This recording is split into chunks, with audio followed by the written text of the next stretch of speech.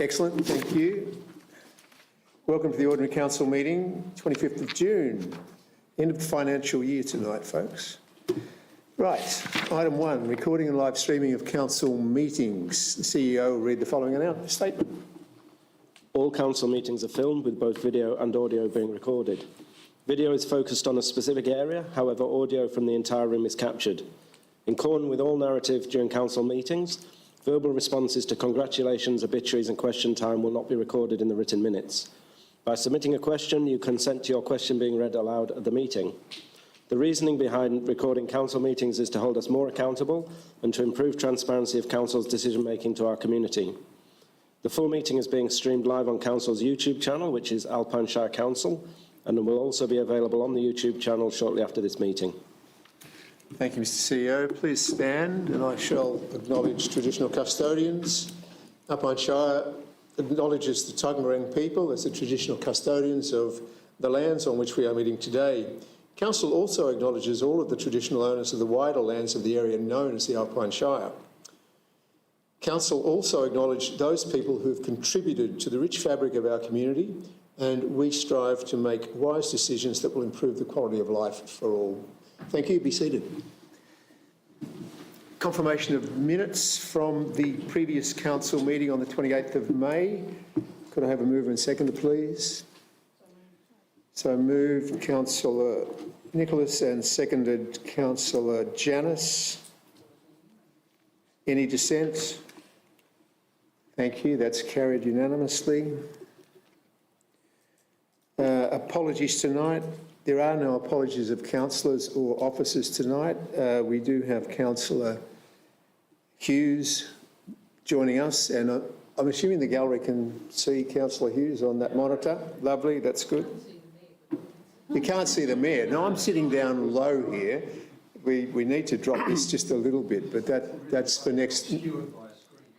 Yeah, next month we'll just a little bit lower. Thank you. Right, obituaries and congratulations, and I usually start with one of the councillors, but tonight I would just like to start this by congratulating Councillor Kelly for his sterling job sitting in as mayor at the last meeting. While I was away, I did get a chance for 2 hours to actually go through the meeting, so well done and thank you very much for that. And I'd also like tonight to congratulate one of our directors, Ms Habercroft, who is actually leaving us and going on to brighter and better things. It's been a great journey having you here. Thank you. I believe that Alpine Shire is in a better place now because of what you've been able to achieve. So thank you very much. Good. Right, moving on, let's start with Councillor Hughes. Any obituaries or congratulations tonight?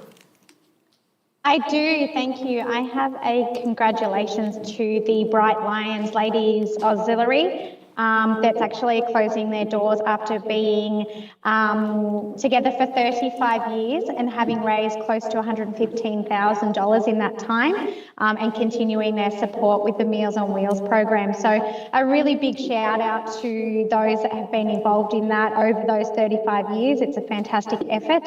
But it just comes back again to continuing to the younger generations put our hands up to continue these types of services that have been so well volunteered in the past. Thank you, Councillor Hughes. Councillor Janus. None, thanks. Councillor Prime. No, none from me. Councillor Kelly. None today, thanks, Matt. Councillor Nicholas. Yep, that was quick. It was very quick. So I wanted to congratulate the Harrietville Hall Committee. It's a little bit old news, but because it was a few weeks ago that it came out in the paper. But congratulate them for their perseverance, looking for funding to be able to complete their project that they've had on the books for quite some time now. And to thank the Bendigo Bank for stepping in to make that happen. But well done, committee, for sticking with it and keeping on, keeping on. Thank you. Councillor Keeble. None tonight.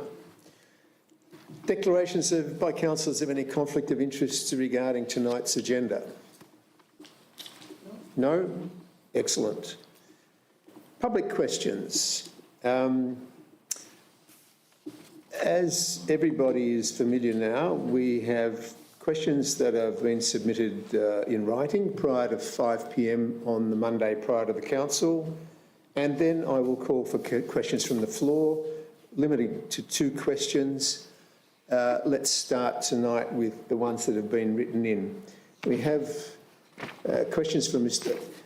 Usually questions are relating to something that is also on the agenda. I'll just reiterate that. However, tonight there is a question and it's been an ongoing situation, even though it can't come to a council a meeting agenda.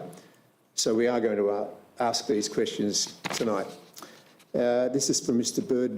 Bernard Eden. He's the Vice President of the Alpine Park Wandillagong, and this is relating to the Wandi Walk. So, question number 1, has the surveying been undertaken as promised by Ms Havercroft in January 2024 of the properties surrounding the Wandi Walk track? And question 2, if not, what is the reasoning for the delay? Ms Havercroft, would you like to answer those? Thank you, Mr Mayor. So in response to the first point, no, it hasn't yet commenced. And the reason for that is that I am finalising the contracts with the contractor selected after our competitive tender process. It took a little longer than I had first envisaged. But in good news, a project manager has been identified at council who will lead the project and the relationship with the various stakeholders moving forward. Do we have an expected timeline as to when this might happen? Thank you, Mr Mayor. I'd really hoped to be able to say this evening that contracts had been signed, so it's imminent. It's imminent. So that then the surveying work can commence almost immediately. Right, so could I just make a suggestion that there are some comms around that once it has done, because there are a lot of people that are concerned about this? Yep, I can, Mr Mayor. Thank you. Our second lot of questions tonight written in are from Ms Kate Farrell. First question to council is hundreds of walkers. Again, it's a Wandi Walk question. And she's intimating that Alpine Shire needs to reopen this beloved pathway, and it's our understanding that we haven't closed it. So again, could I ask, actually I can answer this. It's not possible to provide a timeline simply because the range of options available to council has been considered. And I think the answer to the previous question from Ms Havercroft probably underwrites or underscores that timeline, which is imminent, and the fact that that work will be done, and then the options will be made much more clearer. Ms Farrell's second question. Mr Mayor, Yes. I'd like to add also that it wasn't the Shire that closed the walk. Yes, I did. I kind of commented on that, but thank you. Thanks, Councillor Keeble. The second question to council is, whom will be restanding for the 2024 council elections? I believe many residents would like to know, and please can you honestly answer my question? In answer to this, there is absolutely no compunction on any of the existing councillors to show their hand at this point in time. The nominations for council have not been opened by the Victorian Electoral Commission as yet, and when that does happen, I'm sure that the councillors will either then put their nomination in and or start politicking or going out to try and gather votes. So at the moment, that is where I see it standing. Would any other councillor like to make a comment on this particular question? No? Fine. So I think that basically answers the question. Moving on, I would now like to call from any questions from the floor, and I can actually see over this screen. Would somebody like to ask a question from the floor? I believe there's a microphone down the front there. Just state your name and 2 questions allowed. Thank you. Looks like it's on. It is. Keith Pike from Toowoomba South. And it's really just one question. I understand council is still using Greenfleet to offset its emissions that I can't handle any other way at the moment. Is that right? That is an agenda item tonight. Yeah, okay. Yeah. So my question really is how confident, considering the amount of problems that have been had regarding these sorts of schemes in the last several years and have been exposed from time to time. How confident is council in Greenfleet's credentials?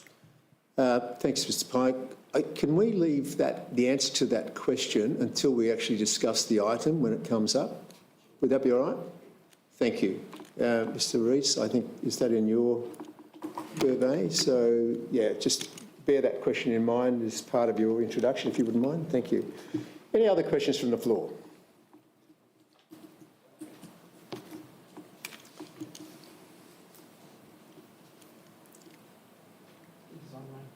Okay, it's all going. My name's Ray Dyer and reside out at Buffalo River.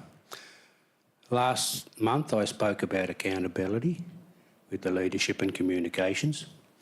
Well, I also spoke about the toilets and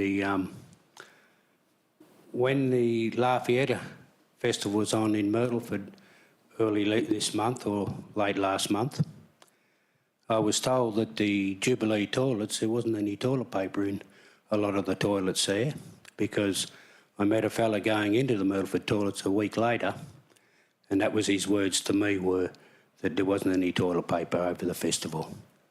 Now, I went to Cundy Park just after that, and it looks a lot better, but it's not real good being cleaned out, the toilet. If you look on the far side of the toilet where it's a little eddy spot behind the toilet, you'll see there's a lot of leaves there. But the other thing is that the toilet roll holders, which I spoke about weeks and weeks ago, or months ago actually, there's quite a few around that have just got toilet rolls, which I believe I either spoke last month or the month before. And during the last month, I watched an old gentleman walk up to the toilets right across Jubilee Park there along the footpath. And he stopped at the bus shelter and he looked like he was disorientated. He was an old fella, about 80 years old. And I went up to him and asked him if he was all right. Now, he had Parkinson's, he said, and he was only just shuffling like this all the way up. Now, had he gone to the toilets and found no toilet paper, how do you think he would have gone? Wouldn't have been real good. So I suggest you have a very good look at the toilets, or is there going to be some accountability to make sure the toilets are right? That's what my question is. Because not all the urinals get cleaned properly either. Thanks, Mr Dyer. That's a very good question, and I'm sure that will be passed on to the relevant officer. Thank you. Now, the trees, I've spoken about them 3 or 4 times at council meetings since Christmas. And I saw Mr Dyer, which trees? Which trees? Well, we'll start with the ones at the showgrounds, a dozen gum trees that were 70 odd years old. Then we'll talk about the pine trees down Prince Street that were pretty well much the same age. Then we have the one at the old Scout Hall that was 80 or 90 years old. We had the one just recently cut down in the Coles car park that was over 120 years old, I estimate. What is your question, Mr Dyer? I would like, as I said 2 council meetings ago, that I would like to have a look at all the paperwork on all the trees that have been cut down in Myrtleford over the last 12 months. And there's quite a considerable amount, as I said to Alan Rees just before the council meeting. Hang on, I'm talking, Mr Mayor. Mr Dyer, what outcome are you looking for? I believe that those trees were cut down for no reason, a lot of those trees. They are down now, so what outcome are you looking for? Oh, so where's the accountability? You cut them down and you can't do a thing about them. We didn't cut them down, Mr Dyer. Who did? You had contractors cut them down, and you have contractors. Mr Dyer, this is not a question and answer time. If you've got any other question, please answer. Please ask. All right, the question is, Mr Mayor, the question is, I will be up at the Shire office, have a look at all the paperwork of all the trees that have been cut down. Is that fair enough? By all means, if you'd like to make an appointment. I'll make an appointment with Alan Rees right now. Let's see if there is some paperwork for you to have a look at. Well, I hope you have paperwork, because you're not supposed to cut a tree down without the paperwork. I'm not a tree cutter, Mr. Dyer. You're not a tree cutter. Well, you better check with the CEO Please, and make sure Mr. things are Dyer. right. Mr. Dyer, you do not direct us. I'm just asking you to now, you've had your 2 questions, please. I'll sit down, Mr. Mayor, no problem, but I find no accountability in this Shire whatsoever. Thank you. Thank you, Mr. Dyer. No worries. Any other questions from the floor? Thank you. Let's move on to item number 8 on the agenda. 8.1.1, it's the Mayor's report on the Chief Executive Officer Performance Plan. The performance plan, on a yearly basis, there is a remuneration and performance committee consisting of 2 or 3 councillors and an external appointed presiding person of that committee. We meet 3 to 4 times a year to discuss the CEO's performance in conjunction with the CEO, and the key performance indicators are set at that time, and then we work through a process to see where the CEO is actually at regarding those KPIs. So this has become one of the things from the new Local Government Act, and we find it quite refreshing, and I believe the CEO appreciates this particular format. One of the things, if you are being able to see the actual report, are the key performance areas, and there are 4 basic key performance areas. They cover leadership and culture, engagement and communication, governance and the delivery performance. And the average score is, if you have a look at the scoring method, we have a 1 which is not met, a 2 which is working towards, 3 meeting and 4 exceeding. Those average scores have been are a combination of all of the various people on the committee submitting their scoring, and then we work an average on that to see where it is. This is a good indication for the CEO to see if greater improvement is needed in any one particular area and why one of those scores may be a bit lower than something else. So that gives you a little bit of the background of this. This is the 2nd time that we've actually reported on this. We did this at the June meeting last year, and no doubt somebody will be reporting on it again next year. So the recommendation tonight is that Council notes the assessment of the CEO's performance against the KPIs in the annual performance plan 23-24 carried out by the CEO Employment and Remuneration Committee. 2, adopts the Chief Executive Officer annual performance plan for the following year. And 3, considers recommendations at the June 25 Ordinary Council meeting resulting from a review of the CEO's annual performance plan, with this review commencing in May 2025 and being conducted by the CEO Employment and Remuneration Committee. Could I have a mover and seconder, please? Councillor Prime, and a seconder, Councillor Kelly. Right, any commentary, please? Councillor Prime. Yeah, I'd just like to talk to the scoring on there, which I think maybe at first glance is underwhelming and makes people think there's a problem, but I see it as working towards something, and I feel like that's what the organisation's doing here, that's what the CEO's doing here, so I don't see that as a bad reflection. And I would even argue ongoing we're probably always working towards doing better, so I don't even know how you would actually get to exceeding, so I actually don't see it as a bad thing, but good to have this in place and a bit of reflection, I think. Councillor Prime. Councillor Kelly.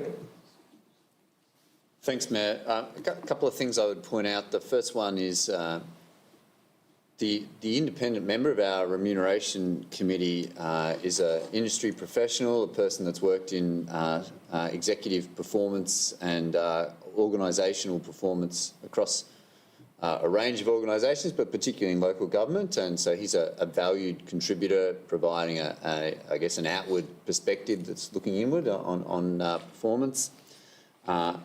And secondly, I would just like to acknowledge the CEO's performance, and also the transparent nature is terrific. It's challenging for a CEO, I think, to have that level of transparency, but that's what comes with the title. But to acknowledge, there is a high degree of commitment there, and I'll certainly tune in May 2025. I'm looking forward to progress. Thanks, Councillor Kelly. And Councillor Prime, just to answer your question, the exceeding, and I should have pointed out that KPIs, there might be 4 or 5 KPIs within each key performance area. So if one of those lines is exceeding, that'll bring the average up. So that works well. Any other? Yes, thanks, Councillor Nicholas. Yep. I'd like to just talk a little bit about the scoring, because scoring is a very blunt instrument, and a number doesn't really demonstrate, as Councillor Kelly said, the effort that's put in and the outcomes that have been achieved. And I also wanted to point out that the KPIs, the performance plan is really ambitious. It has been for a number of years, and there is progress being made, and well done. Yeah. Thank you. Any other councillors comment? No, thank you. Councillor Prime, any final word? All right. So those were the recommendations. Could I please have a show of hands?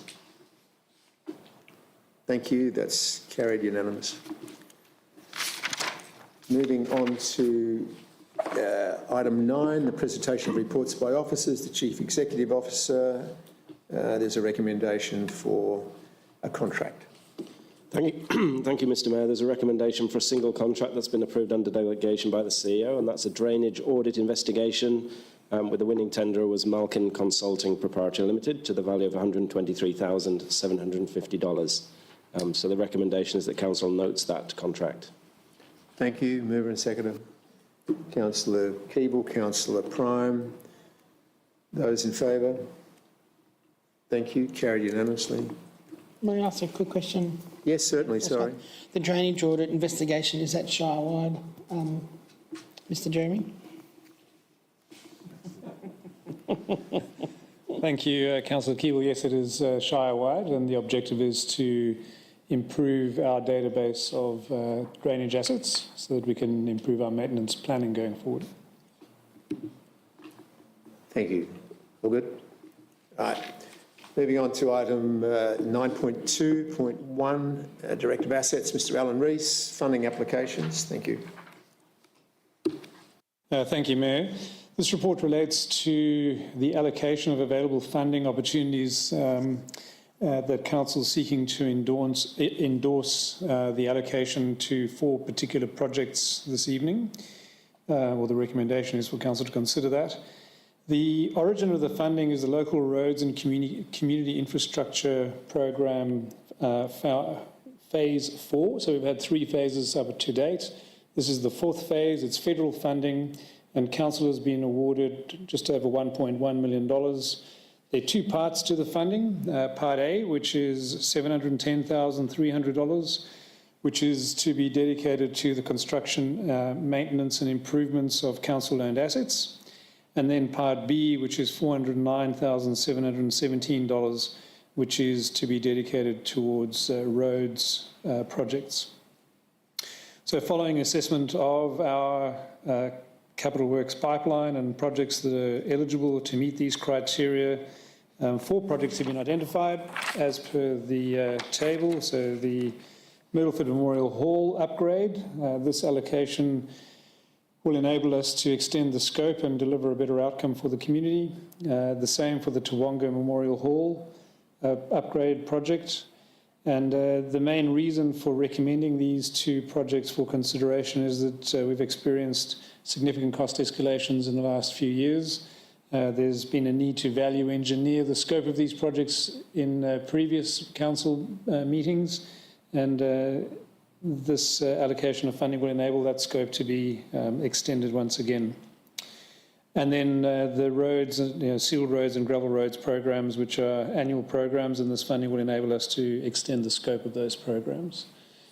So the recommendations are, as stated, for council to consider awarding or allocating that funding mix from the LRCI Round 4 fund. Thanks, Mr Rees. Could I have a mover and a seconder, please? Councillor Janus, Councillor Prime. Councillor Janus. Mr Rees, the Toowoomba Memorial Hall upgrades, 144, what's that to include over and above what's already allocated?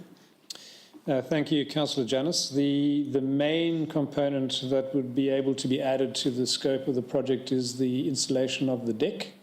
This is a high priority from the community groups that have been engaged in the development of this scope, and so we'd look forward to be able to add that.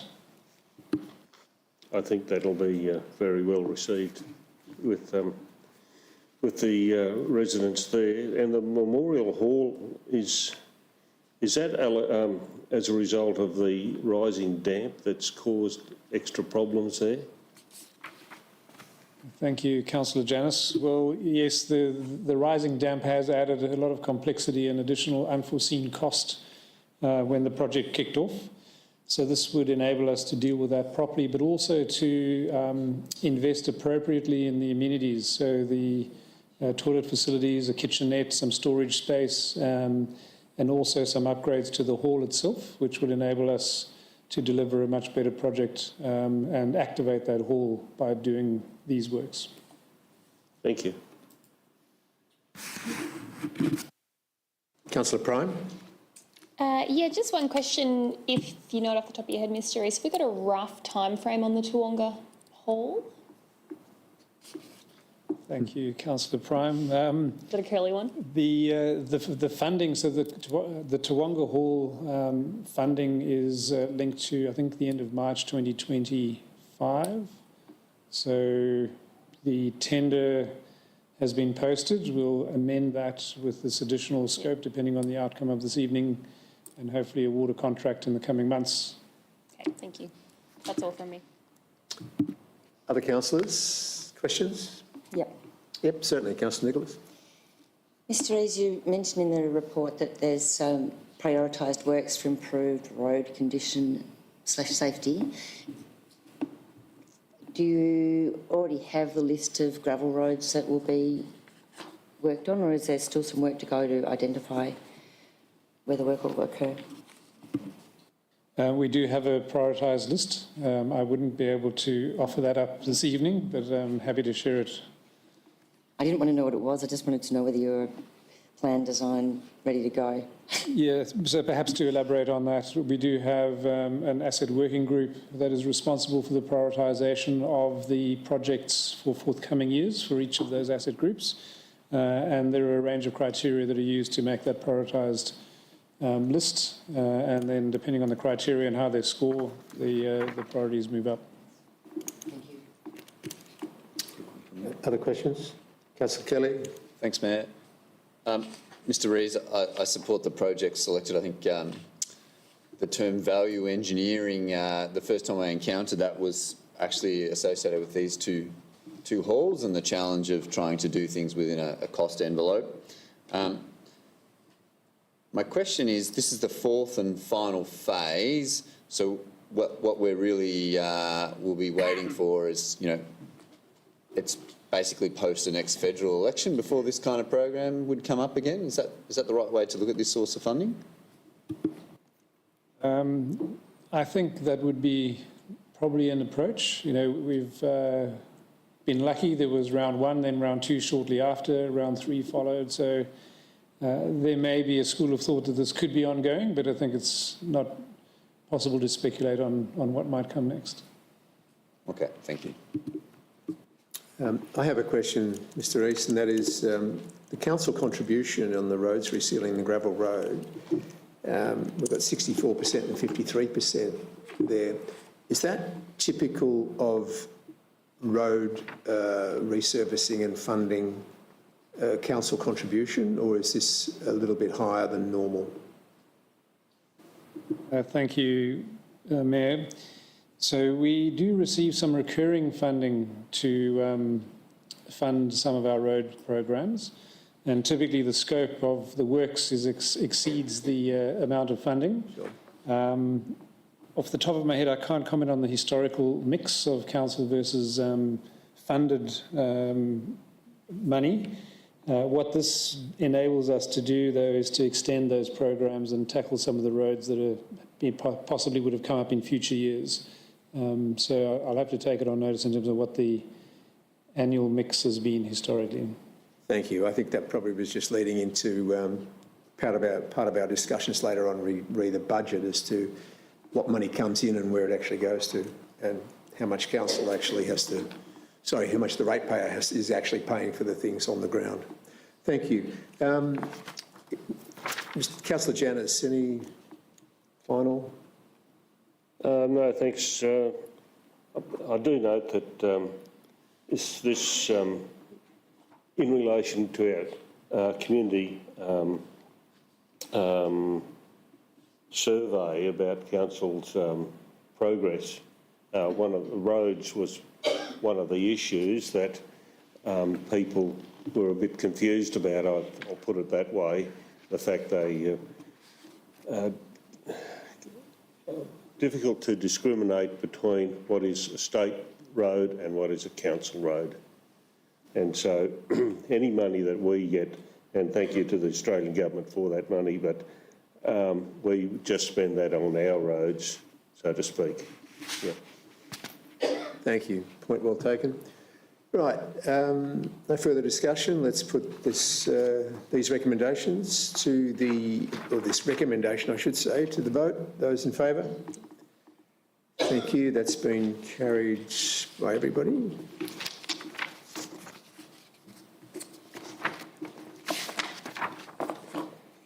Sorry, 9.2.2, offsetting residual corporate greenhouse gas emissions for the 22-23 financial year. Thank you, Mr. Rees.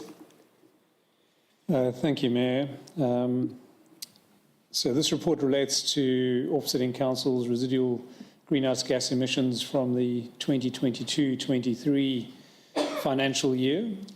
And this is in accordance with our climate action plan from 2021 to 2024.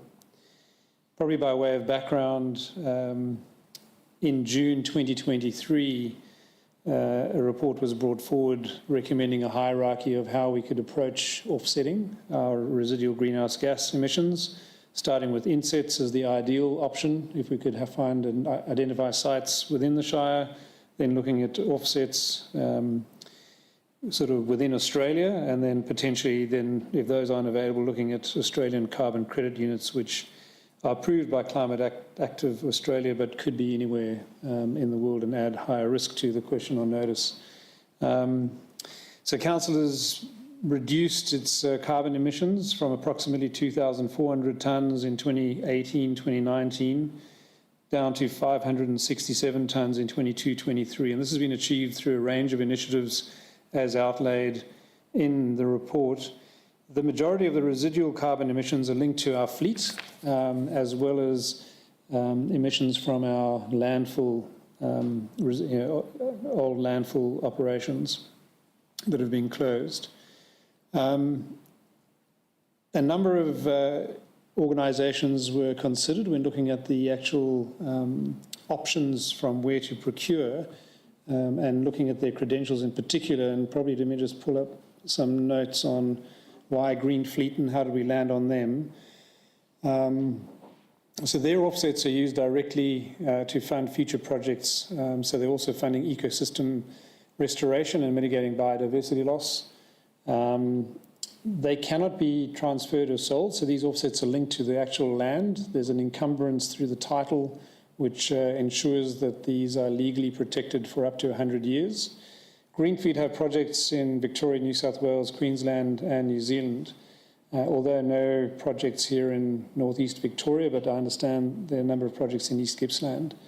And they're also approved to allow carbon neutral certification should council wish to go down that path.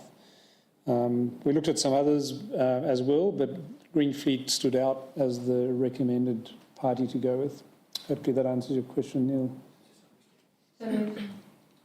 Thank you. Councillor Nicholas, second. Sorry.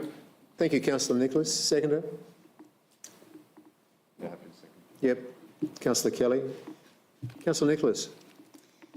Thank you very much, Mr Rees, for your report, and Keith, Mr Pike, for your question.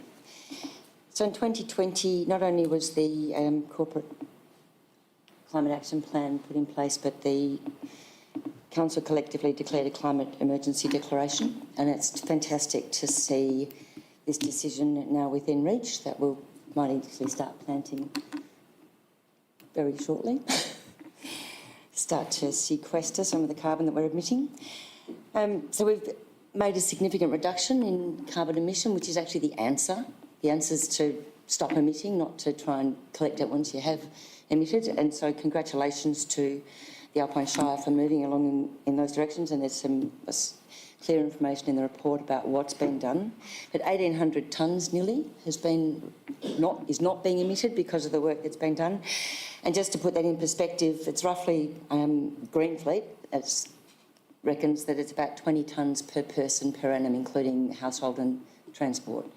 So there's a lot of people's emissions that we've managed to keep back through our corporate changes. So just to keep going a little bit with Mr Pike's concerns, Greenfleet does have some pretty good credentials. Not only have they been operating for 25 years and done a lot of planting, they are using the Victorian legislation that allows trees and land to be owned separately, so that I understand, so that they have good control over the plantations, and that allows 20 years of protection of the forests. So there's that in place. They also use the CSIRO carbon accounting method, and they have an independent auditor of that to be sure that they are actually pulling back the carbon that they suggest that they are going to. So my concerns are, you know, they're still there. There's still concern, but it's probably the best option we have, given that we don't have enough information about how to inset and how to do what we need to do within our own shire at this point in time. Having said that, Greenfleet we are able to attract Greenfleet here to do the planting, or use the local land care groups, whatever, if we can find the right places to do it. So that's the work that's in progress. But I just want to thank our staff for doing what they've done so far over the last few years to get us to where we are. Thank you, Councillor Nicholas. Councillor Kelly. Thanks, Mayor. The Alpine Shire Council's our climate action plan, sort of published back in 2021, set out a lot of plans on how to reach a net zero target by FY23, July 23. And yeah, I think it was, I know it was before my time joining, but I think this council declared a climate emergency in late 2020 or early 21. When I review the actions in the climate action plan to head towards net zero, the outstanding majority have saved the council money. So a number of grants were received to improve the efficiency of lighting and other equipment, and then the real, I guess, the real benefit was the moving to 100% renewable energy supply. And I'll carefully choose my words here, but I know that was a competitive process, collaborative across a bunch of local governments, I think it was, resulting in a significant step change in the electricity supply for the Alpine Shire. It's in that context that I then look at what this council is looking to achieve in terms of net zero by July 23. It's pretty ambitious, you know, and a lot of action's been taken to do that. But also look at the environment we're living in, and the realistic likelihood that, you know, we will continue to have to manage the risk profile of climate change in this area. And you know, to me, that is as much about mitigating as it is also adaptation and adapting to a high risk environment from bushfires, from drought, from floods, those more extreme events. So I think it makes sense that this council takes a leadership role in what most governments have committed to in this space at various trajectories. I do acknowledge it's ambitious. I also think when you are ambitious, you're often taking the first steps, and I like the idea that this is a first step in the offset space for Alpine Shire, and I like the idea that the subsequent steps are more focused on what we can do in our own natural habitat to offset emissions and to improve the habitat of our environment locally. Thank you. Well said, Councillor Kelly. Other councillors? Councillor Janus? Thanks, Mr Mayor. And thanks, Mr Jeremy, for this recommendation before us.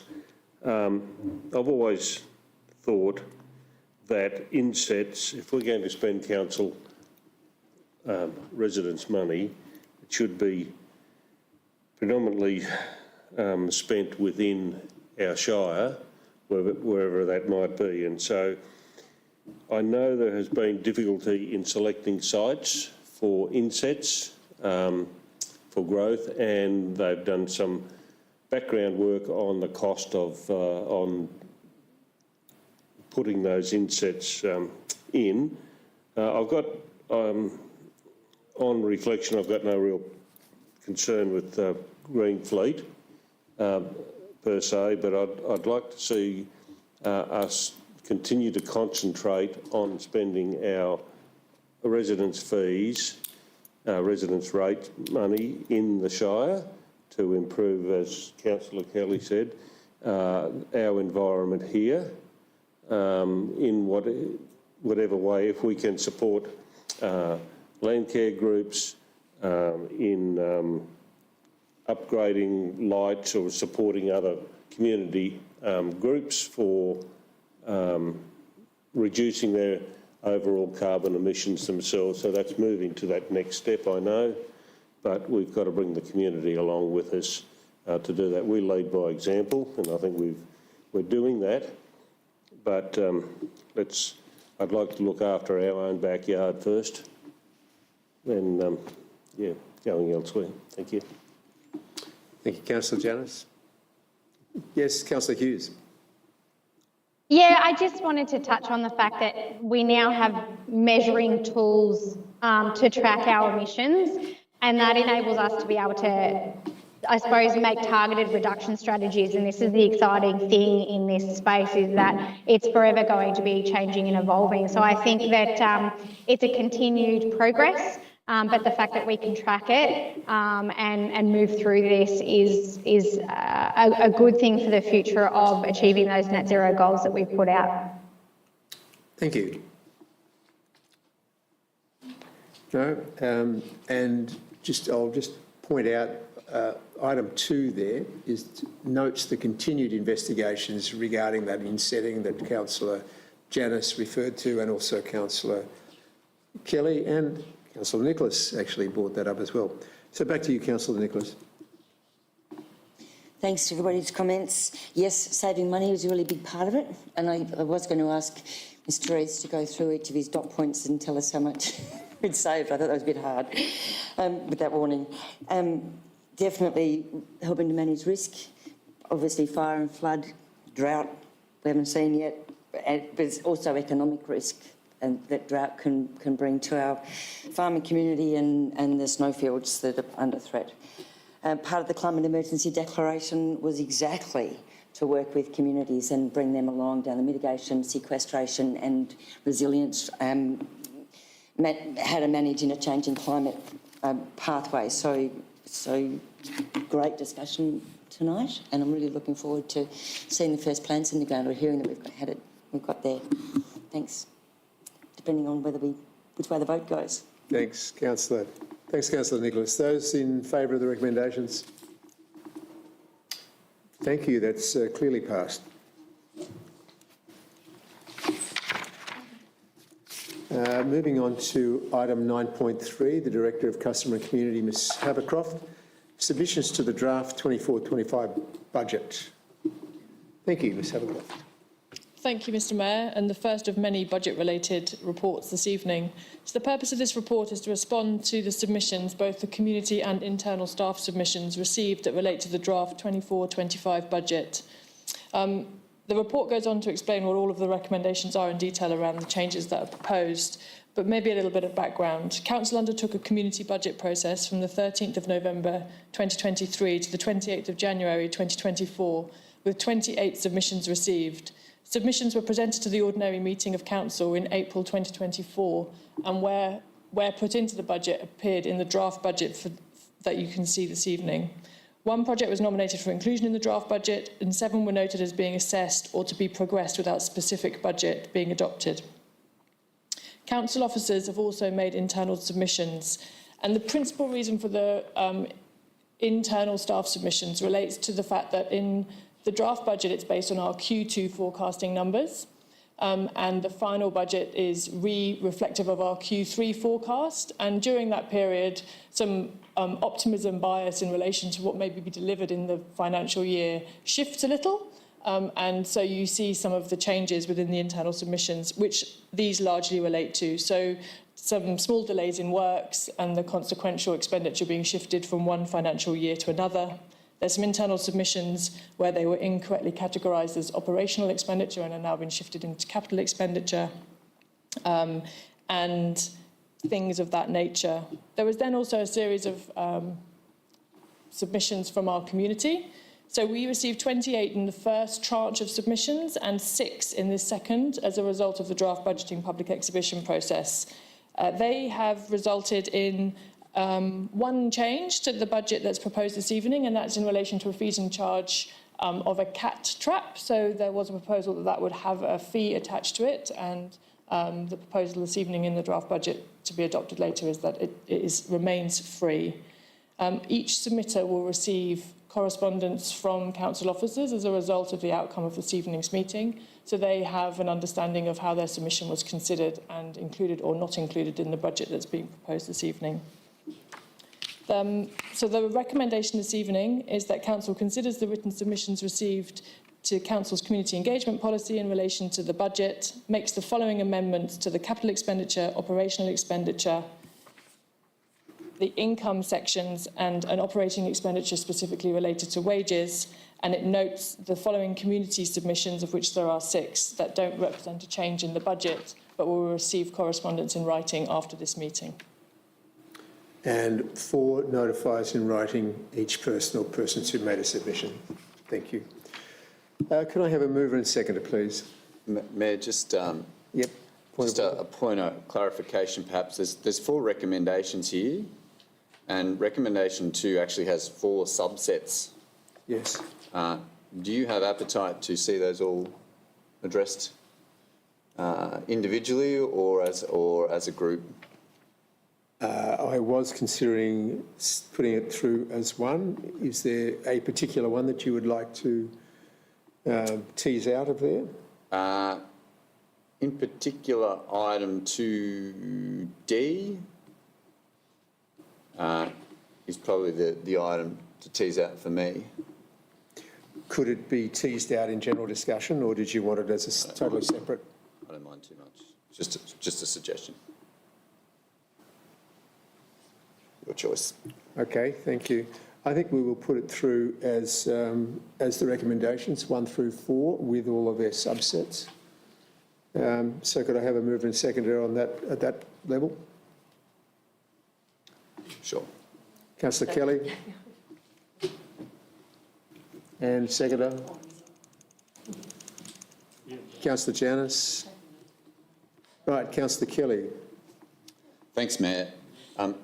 Firstly, I'd like to just acknowledge the amount of work that goes into managing submissions and updating budget papers, and we'll talk more about that and later agenda items. But you know, the process and the lead up to developing a budget for each financial year is significant, and I did want to thank the officers involved through that process. Secondly, I wanted to thank those who actually in the community who participated in the process as well. You know, it actually began in late 2023, where we first had our pop-up stalls and sought people's thoughts around the forward budget. I think for those who did submit ideas back then and they aren't seeing those crystallised through, I guess I would urge you to be tenacious, always be looking to find ways to link it to the existing council plan and strategy, and you know,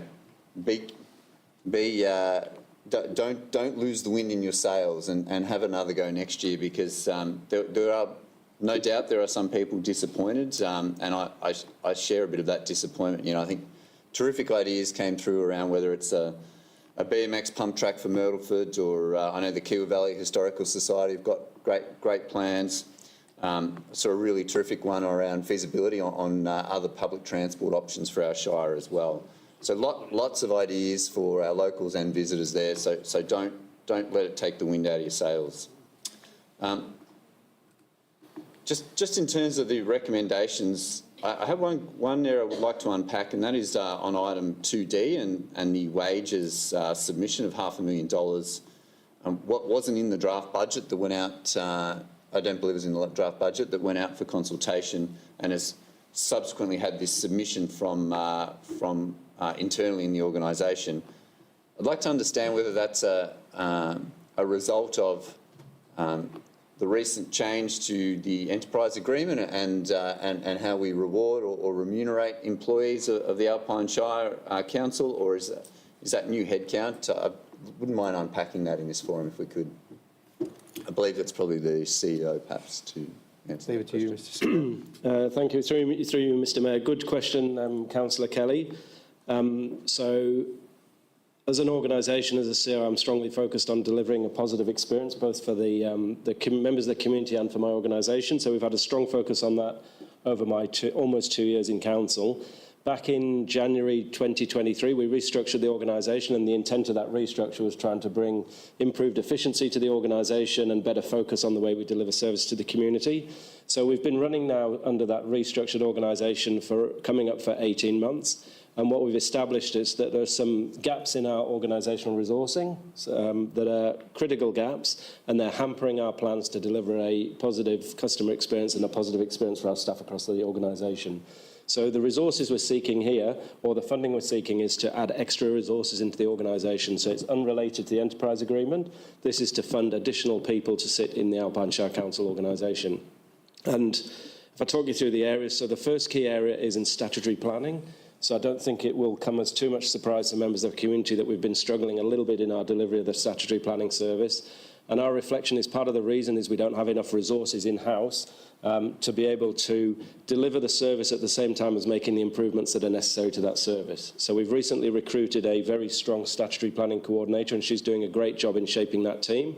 And working together with her and the manager and the director of that team, we've established a need for some additional resourcing to enable us to deliver that change agenda and to really step up our game in terms of delivering to the community, particularly focused on customer service. So right now we're running on an oily rag. We're trying to deliver a service through our planning team that isn't really allowing us to maintain good contact with our community, and we'd like to boost that team to allow us to improve the service we deliver. So that's one of the key parts of this package of extra resourcing I'd like to put into the team, is some extra resources into our statutory planning team. The other key area is a little bit more amorphous to describe, and it's around our management of risk and governance. Quite a large part of my role as the CEO and working with council is to manage council's risk, and also to ensure that we have good governance across the way that we run our business. And there's been some significant changes over the years from the state government and expectations on local government about how we run our business. And I'll give you an example of one of those areas where we've seen a significant shift is through the freedom of information process. And this is across the sector. It's not just Alpine Shire Council. So if we wind the clock back a few years ago, we were typically dealing with 2 or 3 freedom of information requests in a year. And last time I checked this year, we had 19 that we'd been processing this year. So there's been a shift in the sector. There's been a shift in the relationship between the community and local government, maybe a decline in trust there across the sector, and it's resulted in quite a significant increase in work in some areas of our business. So what I'd like to do, another key component of this request for extra resourcing tonight, is to strengthen the team that I have in, particularly in risk and governance, and also covering some support to our HR and our OHS team as well. So also key areas in council. So statutory planning, risk and governance are probably the key areas. Over the next 2 years, we do have an ambitious change agenda. A lot of that is driven through digital transformation, transformation of our business, and I'd like some resourcing over the next couple of years to be able to support that. And then the final one is an allocation to provide some administrative support to my leadership team. So roll the clock back quite a number of years ago, back into 2015, there was a restructure in the Alpine Shire, and a lot of the administration resources were taken out of the team. And we've rolled with that model for quite a number of years now, almost 10 years. And what we've established over that period is that I have directors and managers who are doing administrative work, and it's not an efficient use of their time, and it's not an efficient use of ratepayers' money. And what we'd like to do is to support the team with a little bit of extra administrative support. So, for example, I've been trialling with my 2 directors, giving them 1 day a week access to an administrative support over the last 6 months, and it has had a transformational difference to their efficiency and the way that they've been running their teams. So we believe that by adding some admin support, we're going to unlock a lot of extra capacity in our management team. And I think that'll give a boost to our customer experience for our external customers and also the way we deliver our business internally. So in summary, it's extra resources we're looking for. It's unrelated to any other part of our business. I want to put extra people into our team if I could, Council. Thank you, Mr CEO. Councillor Kelly. Thank you, Mr. Jeremy. I guess just one follow-up question before I hand over. In terms of that $500,000 investment in the resourcing areas you identified, do you see that as a continuing resource need, or do you see that trailing off?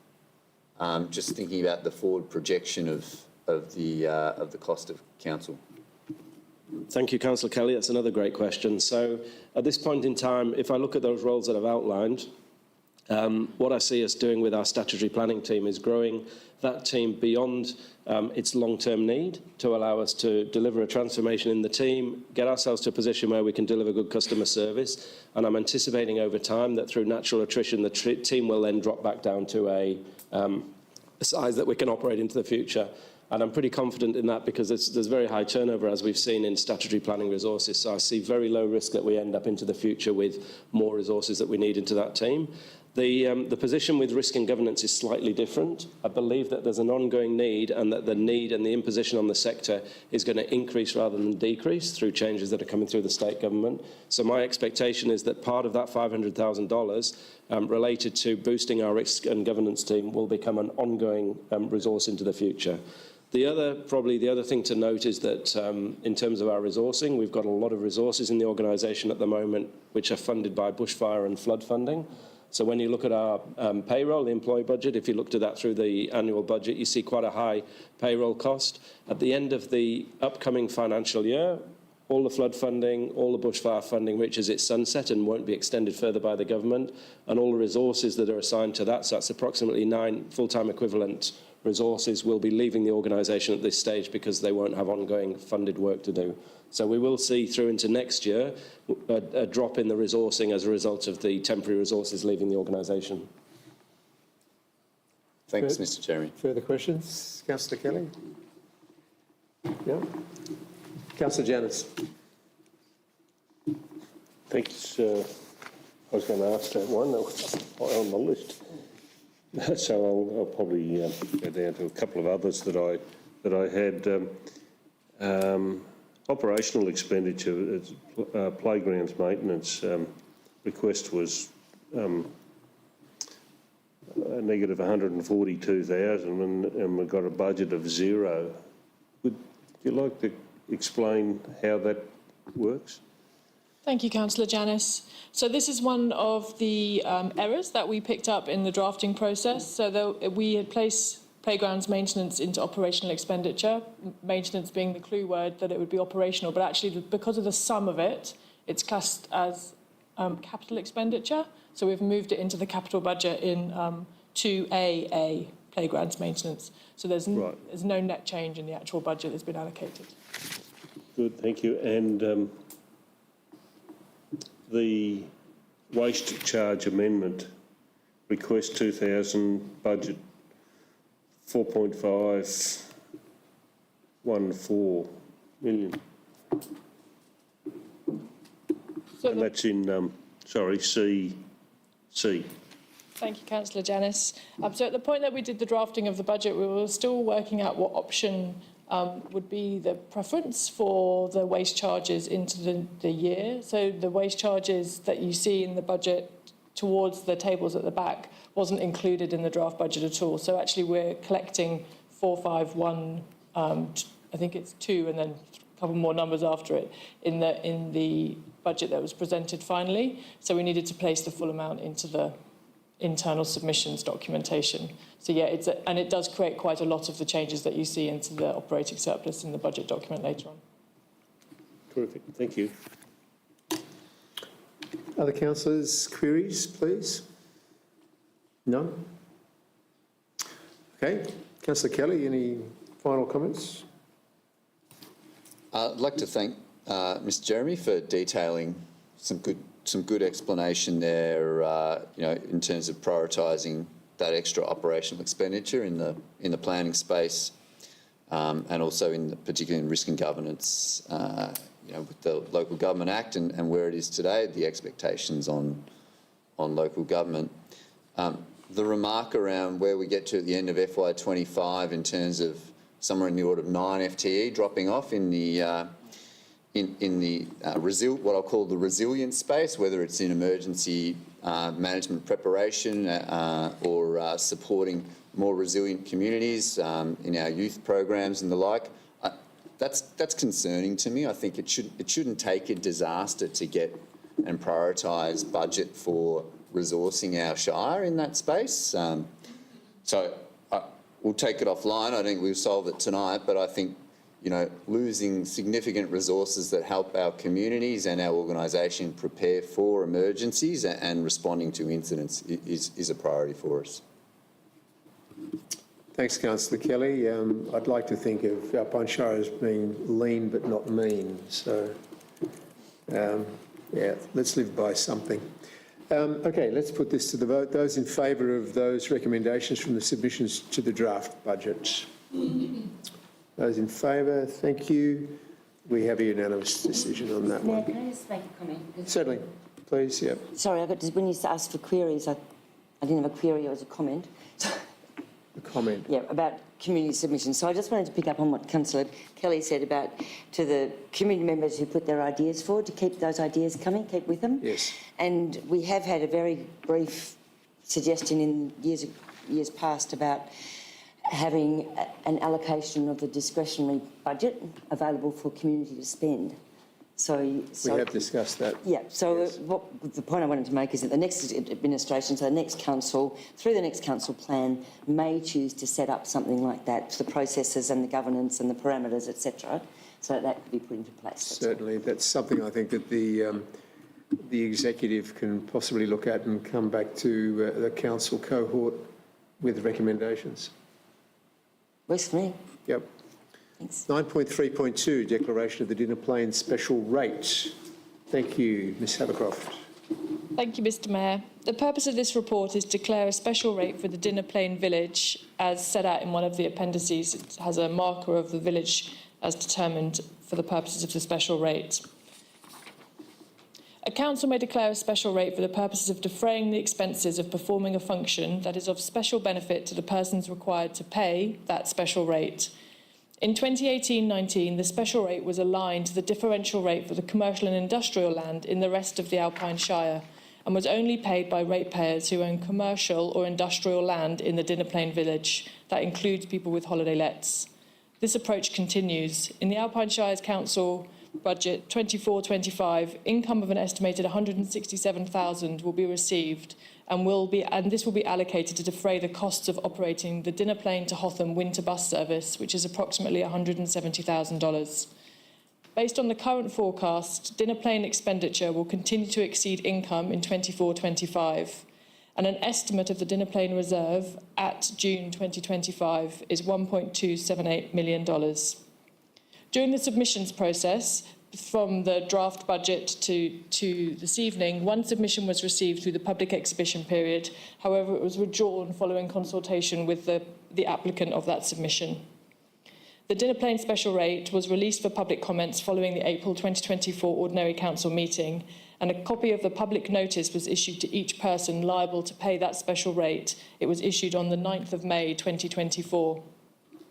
The recommendation this evening is that Council notes that one submission was received regarding the proposed declaration of the Dinner Plain special rate 24-25, which was withdrawn by the submitter, and declares the Dinner Plain special rate for the period 1 July 24 to 30th of June 2025 as followed. It follows that there is 2 A, B, C, D, E, F, G and H, which I'm happy to read in detail if you wish. Otherwise, they are as presented on the screen this evening. Thank you, Ms Havercroft. I think you've summarised quite successfully.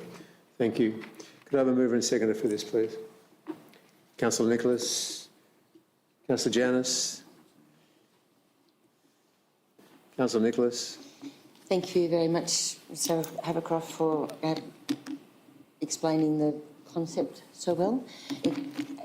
It is tricky, rates are tricky, you know, CIV, rate in the dollar, special rates, differential rating. I can see why people get confused, and it's terrific that there was a question that's been clarified. And I think all I wanted to say is that a special rate is important to Dinner Plain, and certainly the bus is, and it's, I'll leave it at that. Thank you. Councillor Janus. No, we've been dealing with the Dinner Plain special rate for a number of years now. I don't think we've still worked out a process with government as to how we, I suppose, neutralise that and come back to having the same rating structure as everybody else in the Shire. The rates are exactly the same as we have down on the lowland, so to speak. The services are pretty well the same, except they have something special with snow clearing and the bus. So I'd like to see that we could try and pursue this with government as to how we can, I suppose, get rid of the special rate for them, just bring them back into house the same as everybody else. It's going to save council money administratively by not having to do special reports and run special accounts and the like for the people up there. And you know, the bus, I think the bus, although you say it is important, I think sometimes people do question that bus service, whether it is actually beneficial to it. I believe at this point it is.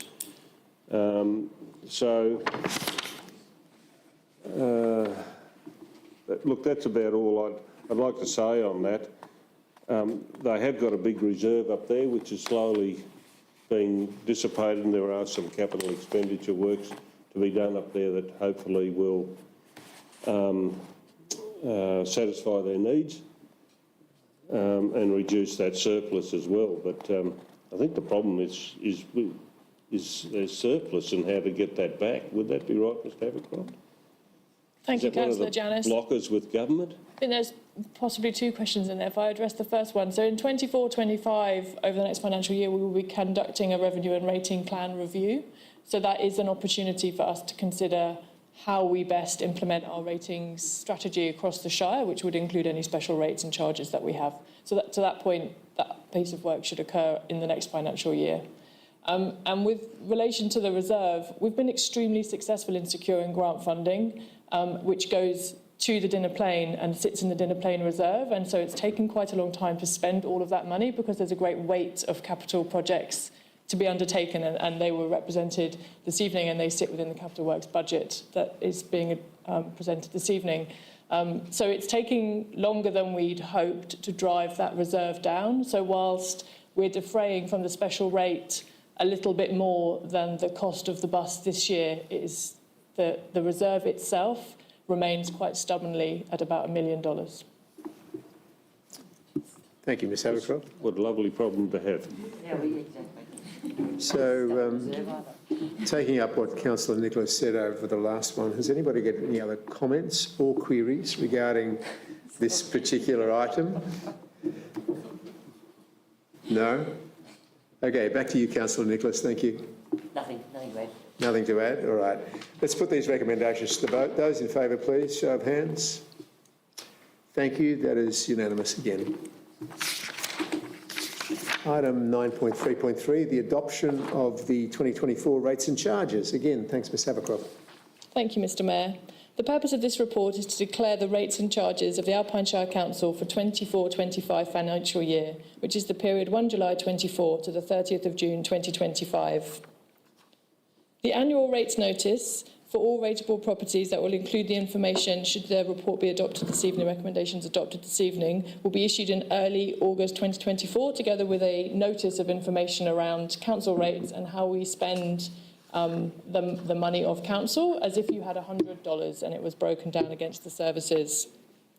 In a similar vein to the special rates, we went out for public consultation in relation to the rates and charges. And to try and drive whether there is any concerns with them. So we tried to align the budget to the 5 strategic drivers and the 22 strategic objectives that are identified in the Council Plan 21-25, and ensure that we can fund, if possible, all of the major initiatives that we've identified to contribute to the delivery of those strategic objectives. There's many sections and regulations that govern how we implement our rates and charges and how we set and strike our rates in the dollar, which are detailed in the recommendation. But broadly, they are either governed under the Local Government Act 2020 or the Local Government Act 1989. It's particular that the special rates remain governed by the requirements of the Local Government Act 1989 and must include a statutory public consultation process, including the ability for a submitter to request to be heard in person by council. It was considered prudent that Council mirrors this process for public consultation and submissions regarding the draft budget, and the draft budget which contains the assumptions that include a dinner plane special rate and the rates and charges presented this evening. So the conclusion is that Council officers recommend the adoption of the proposed rates and charges, noting their alignment to the Council Plan and the Council's Revenue and Rating Plan as set out in 2021. The recommendations are listed, and perhaps I don't know if it is worth reading them all out, but that 1, Council declares rates and charges of $22,764,000 to be raised in the 24-25 financial year, featuring a 2.7% rates increase for the purposes of Section 94(1) of the Local Government Act 2020, based on setting the rate in the dollar and charges as follows. The first 5 set out the rates in the dollar amounts related to the valuations that people will receive on their rates notices, and then recommendations 1F to S all relate to waste services charges, so their red top bin, their yellow top bin and their green top bin, and the general waste charge, which is on all rateable properties. And recommendation 2, that declares the rates and charges must be paid by 4 instalments on or before 30th of September 2024, 30th of November 2024, the 28th of February 2025 and the 31st of May 2025 in accordance with Section 167 of the Local Government Act 1989. Thank you. We've got Councillor Nicholas and Councillor Prime. Councillor Nicholas. Thank you again, Ms Havercroft, for a detailed report and reading it for us. This is a very similar thing to say that last time. Rating can be quite confusing for people who haven't spent time looking at our rating strategy and understanding what the process is and what rules we're guided by, and etc. And I guess the main thing to point out here, as we do every year, is that a 2.75% rate increase across the Shire doesn't mean that everybody's rates go up by 2.75. The rating is based on the valuation of your property, which is done annually by the state government now, and the 2.75 is a cumulative increase across the Shire rating. So don't be, you can cross your fingers and hope your rates have gone down. Thank you. Councillor Prime. Yeah, I'll be crossing my fingers as well. Thank you, Mr Havercroft. There's a fair bit of reading there. Yep, I agree with Councillor Nicholas on this one. If one thing's going to confuse people, it's going to be rates. And I think my 4 years on council, I just keep wrapping my head around the whole thing and getting a better understanding of it every time. Just probably worth pointing out while the waste charges are there right in front, because I think a lot of people don't realise this, Ms Havercroft, is the ability to have a different size bin from the one they've got. Is that correct? Thank you, Councillor Prime. I won't profess to be an expert in the waste space, so I may look to Mr Rees to jump in if I get anything wrong. So what we're aiming for is to reduce waste to landfill. So whilst there is opportunity to request an upgrade in the bin size, we would really encourage people, particularly with the red top bin and the general waste, to not take that option if they can really work to keep their waste to the 80 litre bin, but recognise that that's not always possible, and that people will try their best, and if it doesn't work then they can request a larger bin size. And you'll note in recommendation 1J that there is special consideration identified within this budget in relation to those that have special circumstances as set out in our waste procedure, where they can request a larger bin in certain circumstances relating to medical conditions or households with lots of babies still in nappies. Yes, you can, but we try not to encourage it. No, that's a great answer. I appreciate that. And I do think a lot of, slightly different on FOGA, I do think a lot of people have really adapted well in the last 12 months anyway. So thank you for that explanation.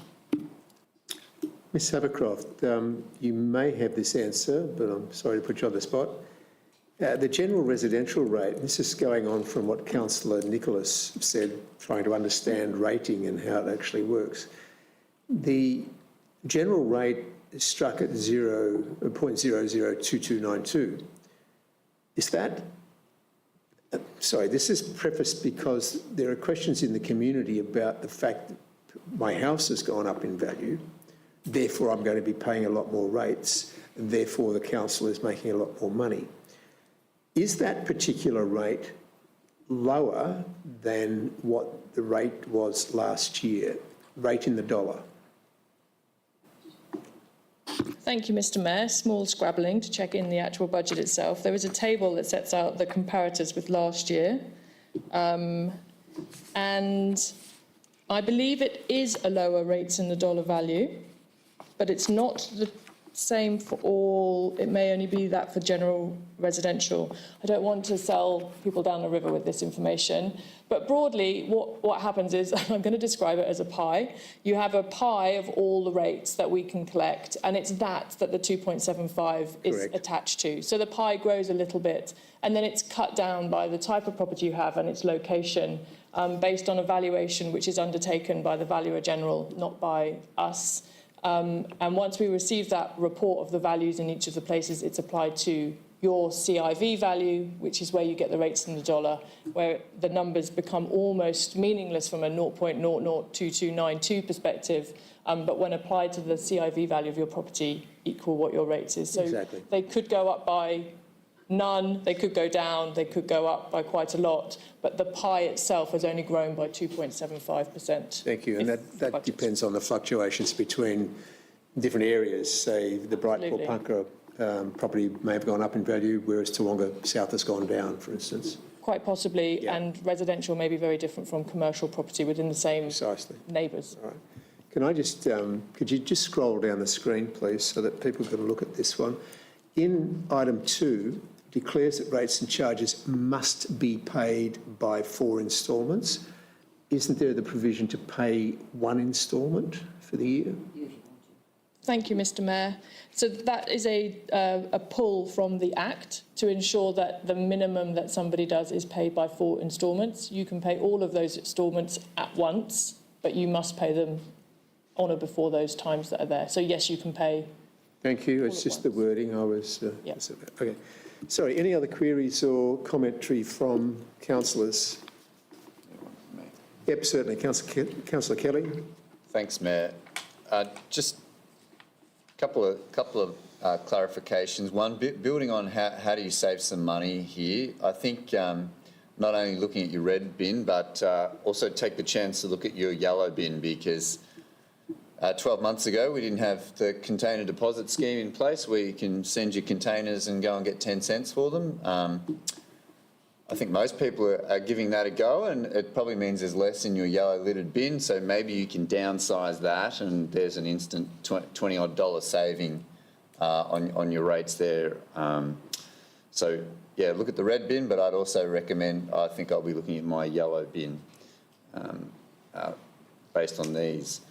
And just to unpack the special consideration item, it wasn't itemised in our June 23 papers.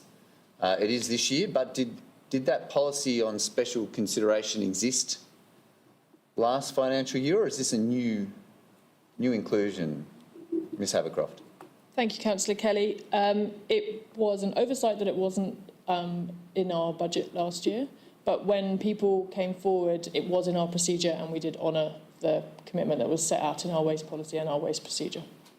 Great. Okay. Thank you. Okay. Any other queries, comments? Yes, Councillor Janus. Just a comment in relation to the auditor's, the Valuer General's report. Basically showed that, generally speaking, the valuations for residential in the Shire declined slightly, and commercial values rose. So maybe the market is actually levelling out a little bit in some areas. I don't know whether that'll have much of an impact on our rates, but that's the report from the Valuer General's office. Thank you, Councillor Janus. Sorry, Mr Mayor, through you, I just wanted to point out that it's 5.1.6.2 that has the comparators between the CIV, the rates and the dollar value last year and this year. So it was 0.2246 last year for general residential properties, and it's 0.2292 this year. Okay, so a slight increase. Thank you. Councillor Nicholas, nothing extra? Okay, fine. Could I, Councillor Hughes, no comments? No? Let's put this recommendation of the adoption of the rates and charges for this coming financial year to the vote. Those in favour? Thank you. That has been carried. 9.3.4, the adoption of the 24-25 budget. Thank you again, Ms Havercroft. Thank you, Mr Mayor. The purpose of this report is to recommend adoption of the budget for the 24-25 financial year. Alpine Shire Council endorsed the draft budget for public exhibition at its April Ordinary Council meeting. Following a period of public exhibition and internal submissions, amendments and refinements have been made to produce the Alpine Shire Budget 24-25. Council has completed preparation of the budget. It's aligned to our Community Vision 2040 and the Council Plan 21-25. Through continued strong cost management, the budget provides a prudent financial position which enables Council to continue to deliver services and projects as the conditions in the market evolve. This budget projects a surplus of $8.9 million, which is influenced by a rate increase of 2.7% in line with the Fair Go rate system, which caps Victorian Council rate increases at 2.75% in this financial year. Timing of recognition of capital grants revenue against the period when the capital expenditure is incurred, which we covered a little earlier in the submissions report detailing some of the movement from this year to next year of the capital grants and the consequential movement of the income and expenditure related to those grants. A large capital works expenditure totalling nearly $19 million, which is a significant capital works programme, reflecting a steady pipeline of asset renewal and increased development activity, which has been discussed in capital projects and previous reports this evening. An increased material and services budget, reflecting inflationary impacts on costs, such as insurance, and a modest increase in staff costs, in some ways resulting from the implementation of the 2023 Enterprise Agreement, but also the explanation that Mr Jeremy provided earlier this evening. Some of the major projects that are included in the $18.9 million capital works budget include the Toowoomba Memorial Hall upgrade, the Myrtleford Memorial Hall upgrade, Ablett Pavilion upgrade, Dinner Plain activation, Nemo pedestrian bridge, the Myrtleford Splash Park and the Toronto Dredge Hole precinct upgrade. Many of the projects listed are being delivered across multiple financial years, and what's in the budget this year only relates to the expenditure which is attributable to 24-25 rather than the entire budget that might be much larger for some of these projects. Council prepares its budget with the objective of balancing its long-term financial sustainability and prioritise delivery against the community's needs. The Alpine Shire budget forecasts an operating surplus of $8.5 million and a working capital ratio of 2.55. The surplus has moved quite a lot since the draft budget, and I think from just over $1 million at the time of the draft budgeting process, which is a reflection of the submissions that we discussed and adopted earlier this evening, and movements in how that consequentially means that income is being recognised in our accounts because it's being drawn down and being spent in this year as part of the capital works projects, which is exciting that they're being delivered. So the recommendation this evening is that Council adopts the Alpine Shire Council 24-25 budget, incorporating the amendments adopted by Council in the budget submissions report at 9.3.1, incorporating the rates and charges, authorises the Chief Executive Officer to give public notice of adoption of the budget and delegates authority to the Chief Executive Officer to reflect any changes made by Council at this meeting, which are not already reflected in the budget document, and to make minor typographical improvements. Mover and seconder, thank you.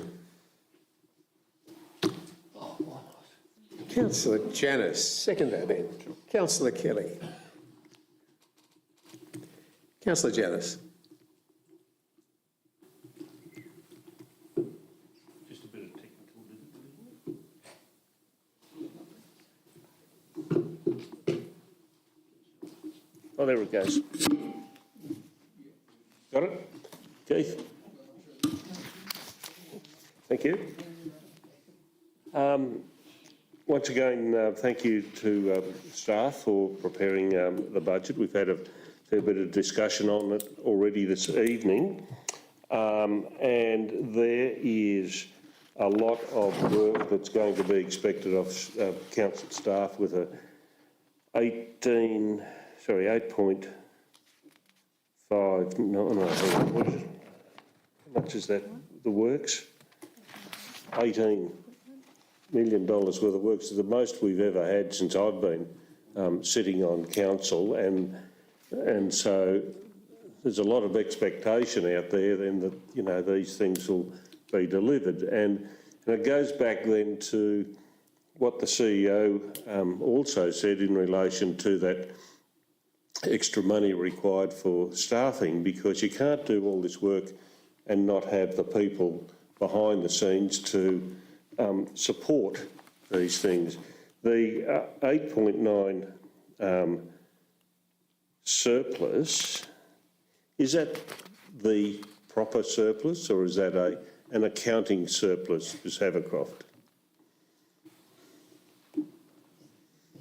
Thank you, Councillor Janus. I thought my same technical issue there. The surplus presented in the current budget is really an accountancy niggle. It's a non-technical term, and really relates to our requirements to match the income with the expenditure. So we've had some of the income for quite some time, but because we're not in a position where we can acquit that income against the project, whatever that project might be, it sits there in our bank account, which is wonderful from an interest perspective, but gets matched with expenditure at the point that it gets acquitted, or we reach a particular milestone in one of those projects, which means that it flows into the accounts this year in that perspective, and it appears that it boosts our surplus, but actually it is just matching it with the expenditure that it's going to relate to in the year. So I understand then that it's allocated predominantly, but the bit that's not allocated, do you know how much that is? Of the surplus this evening, I would have to take that on notice, but broadly, the shift that you could see between the drafting and the final budget is all allocated expenditure, because it's as a result of a movement in the carry forwards related to our capital works projects. So I can't tell you that exact number, But we hold as a cash position, if I cast my mind back to our Q3 forecast that came to council, around $42 million sits in various places, and there is only about 4 million of that which is completely unallocated. The rest of it would be to cover off a shortfall in any grants, so we could cover staff costs and building costs and to cover all of the capital works programme that we have in train. So it doesn't leave a vast sum of cash. No, I think that's the point it is the point I was trying to make, that you know, a lot of it sounds a lot, but it is allocated to different projects that we have going through the council. So, I say it is a significant capital works program, and Mr. Rees will be really needing an assistant, I think, and it's great for those communities, and I hope that we can actually show them some timelines when these things are going to commence into this financial year. Thank you. Councillor Kelly. Thanks, Mayor. The budget's a huge piece of work. Probably starting with the capital program and what lies ahead there. The 18.9 million, last year was 14.6 was the target CapEx, and the year before that was 18.8. That covers my 3 years of involvement. Some of these projects have been on the books since the 18.8 in 2 years ago. So I'm curious, do we have a view on how much of the 18.8 from FY22 is still part of the project activity now, and I think about a couple of the halls we've discussed tonight. That I'm pretty sure they were in the 18.8 back in FY22. So I guess where I'm going with this is that it'd be great to see delivery, and also maybe we need to take the foot off the gas on new grant applications just for a year, because it'd be great to see a couple of key projects that a lot of people have put a lot of work into be completed this financial year.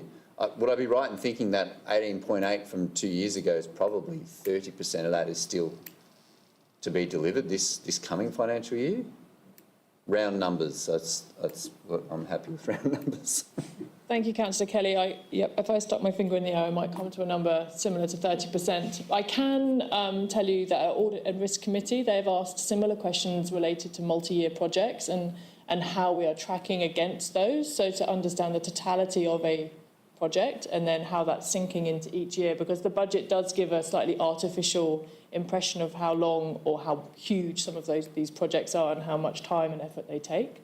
And we haven't got to a position with Audit and Risk Committee yet that it's featured as a piece of work to be reported up, but that's a piece of work in progress to understand exactly that picture. The other part is that quite a lot of these projects have a June 25 deadline, right, and grant funders have been clear that further extensions on that time are very, very unlikely to occur. So there's a critical pressure, I suppose, to deliver on those projects that have that deadline in this coming financial year. Yeah, okay. And I think the fact that there are projects from FY22 that we're still delivering kind of contributes to that surplus number too, right? In terms of the artificially high figure there. Okay. But I'm excited about the trying to dredge hole project also. Absolutely. So in the range of services, we could talk all day about the cost movements there, and when you look at the swimming pools, there's a 53% increase there. Across our festivals and events, there's a 400K increase from our FY23 budget result.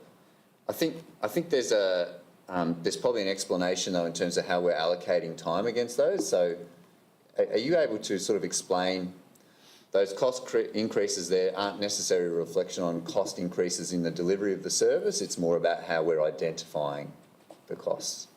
Thank you, Councillor Kelly. So in the strategic drivers, in the first 15 or so pages of the budget, there's been a couple of changes this year over last year.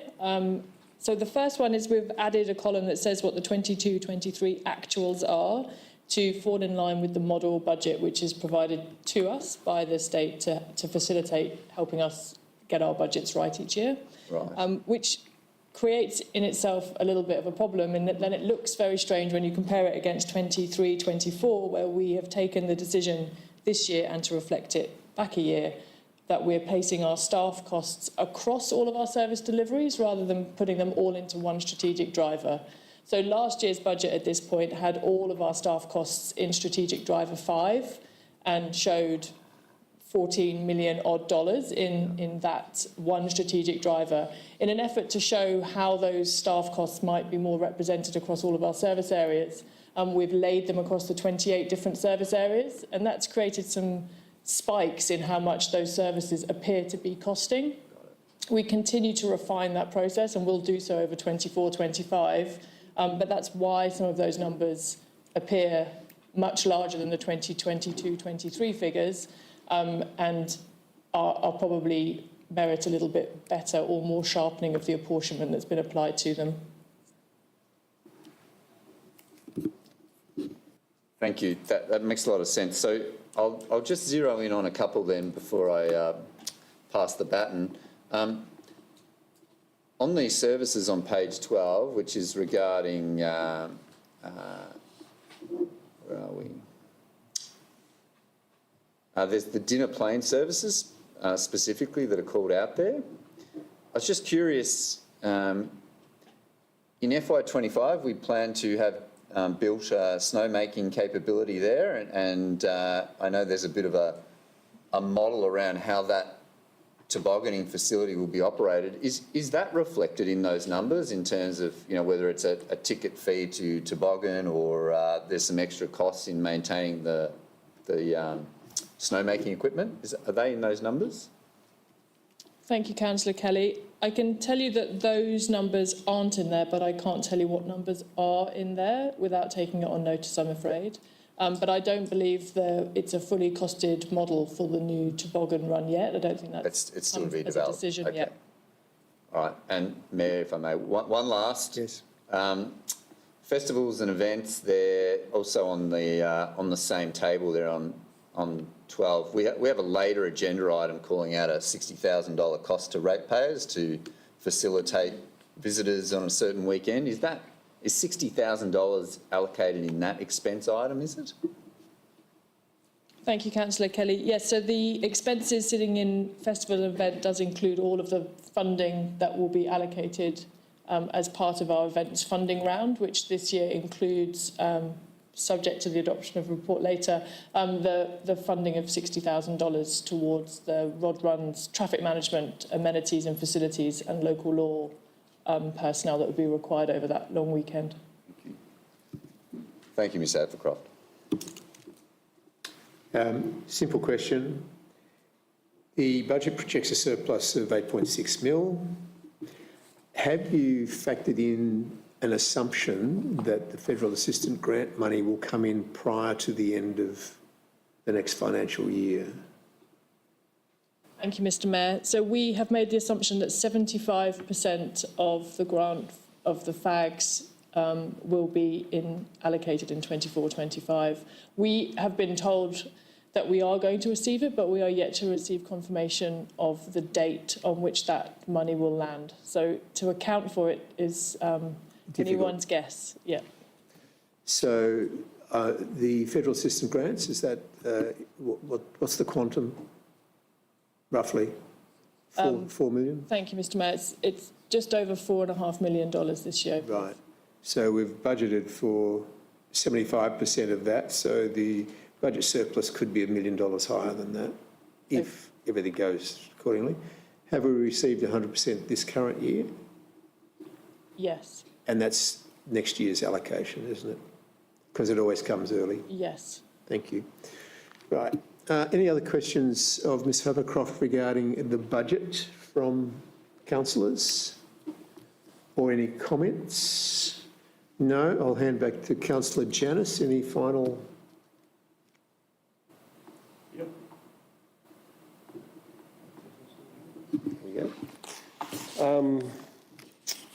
As I said on the Audit and Risk Committee, on a note in the national newspapers that after each budget session in the federal parliament, there seems to be some conviviality. And I can assure the ratepayers that won't happen here. We might have some Earl Grey tea at most, or water. Thank you. That was an interesting comment, right out of left field. Okay, let's put these recommendations to the vote. Those in favour of adopting the budget for next year, thank you. Raise your hands. And yes, we have 7 councillors in agreement. So thank you very much.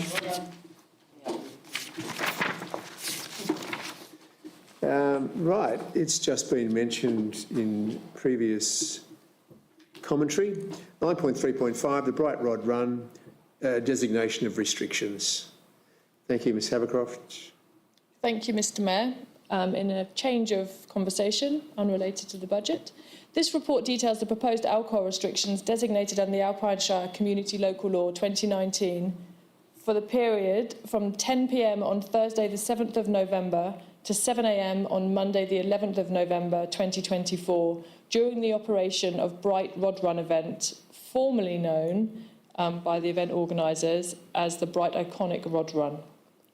So Council first introduced restrictions on the consumption of liquor on council land for the 2019 event. These restrictions were based on the recommendations of the Event Risk Assessment Panel that consisted various groups including officers of council, Victoria Police, Ambulance Victoria, Alpine Health and other emergency service agencies.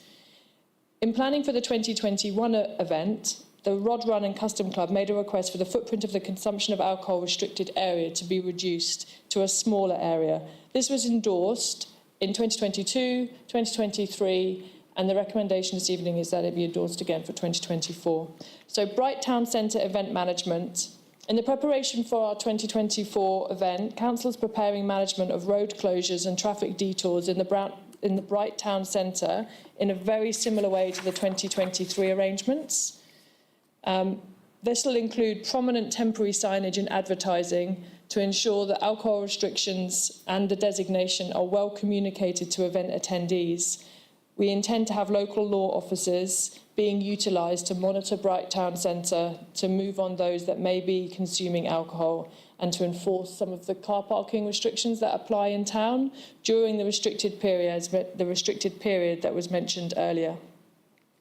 We anticipate that the traffic management, facilities cleaning, waste management and the staffing costs over that weekend will come to approximately $60,000. Last year they came to just over $50,000, but we've seen quite a significant increase in the amount of cost for traffic management for other events that are taking place in our Shire. So we're budgeting on the basis that we're anticipating the costs going up for us as well to provide that traffic management. Similar to other years, the Event Risk Assessment Panel has been consulted on the plans for the 2024 event, including the proposed alcohol restrictions and the designation of council land in front of the Alpine Hotel over the duration of the event. The risk panel, similar to previous years, has consisted of officers, Vic Police, Ambulance Victoria, the CFA, the State Emergency Services and Alpine Health, and they've been consulted to determine if there's any different or new recommendations that they would like to see for 2024, and there are none proposed. The conclusion this evening is that proposed restrictions will help support safe management for the patrons, the public and our emergency services. The Bright Rod and Custom Club will continue to plan their event that takes place in Pioneer Park, and that Council will fund the delivery of traffic, facility cleaning and waste management within the Bright Town Centre over the course of the weekend and coordinate the delivery of an informal event in and around the town centre. The recommendation this evening is that Council approves the implementation of alcohol restrictions in Bright Town Centre and Pioneer Park from 10 p.m. Thursday the 7th of November 2024 till 7 a.m. Monday the 11th of November under the local law as seen in the attached alcohol restrictions, which is an attachment to the Council report this evening. and notes that the Custom Club will hold a ticketed event in Pioneer Park, which is yet to be permitted by the events team of council. The Alpine Hotel must apply for a separate event permit to extend their red line to the front of the hotel, and that council will work, as we have in previous years, with licensed operators in the restricted area to support them to operate within their red line area in line with event permit requirements.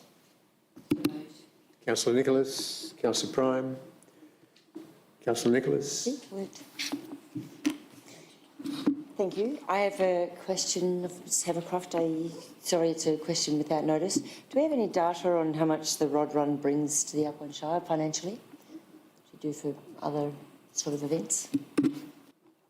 Thank you, Councillor Nicholas. I'm afraid I don't have to hand any information of that nature, but I imagine that by taking it offline, we could provide you with some tourism information about nights of stay, but I don't know the level of detail that we would have on it, sorry. That's okay. I know the town's full. It's hard to get accommodation. I know restaurants and pubs and etc. are pretty busy, and not just Bright, but both the other the centres get a lot of visitors as well, so that's a good indication. That's all I had to say, really. Thank you. Councillor Prime. Oh, just a couple of questions, Ms Havercroft. Do we get a rundown after the event of any incidences that have occurred, particularly involving Vic Pole or anything like that?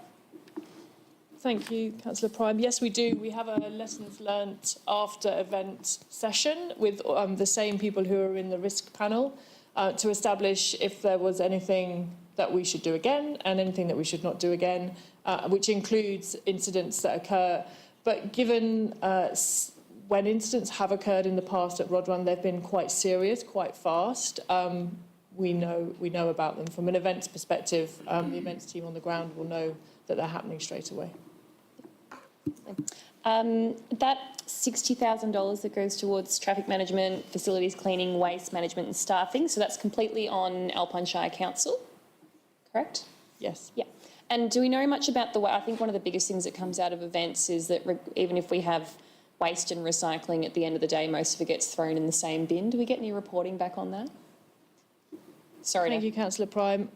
I don't know whether we get any reporting specifically around the Rod Run, but I do know that we do bin collecting all day throughout the day rather than just at 1 or 2 points of the day, because those bins get very heavily used. That's it. And I understand it's a difficult task to manage. Sorry, when I say it gets thrown all in the same bin, I think the contamination levels are just so high in the recycling that it's just impossible to recycle. Yeah.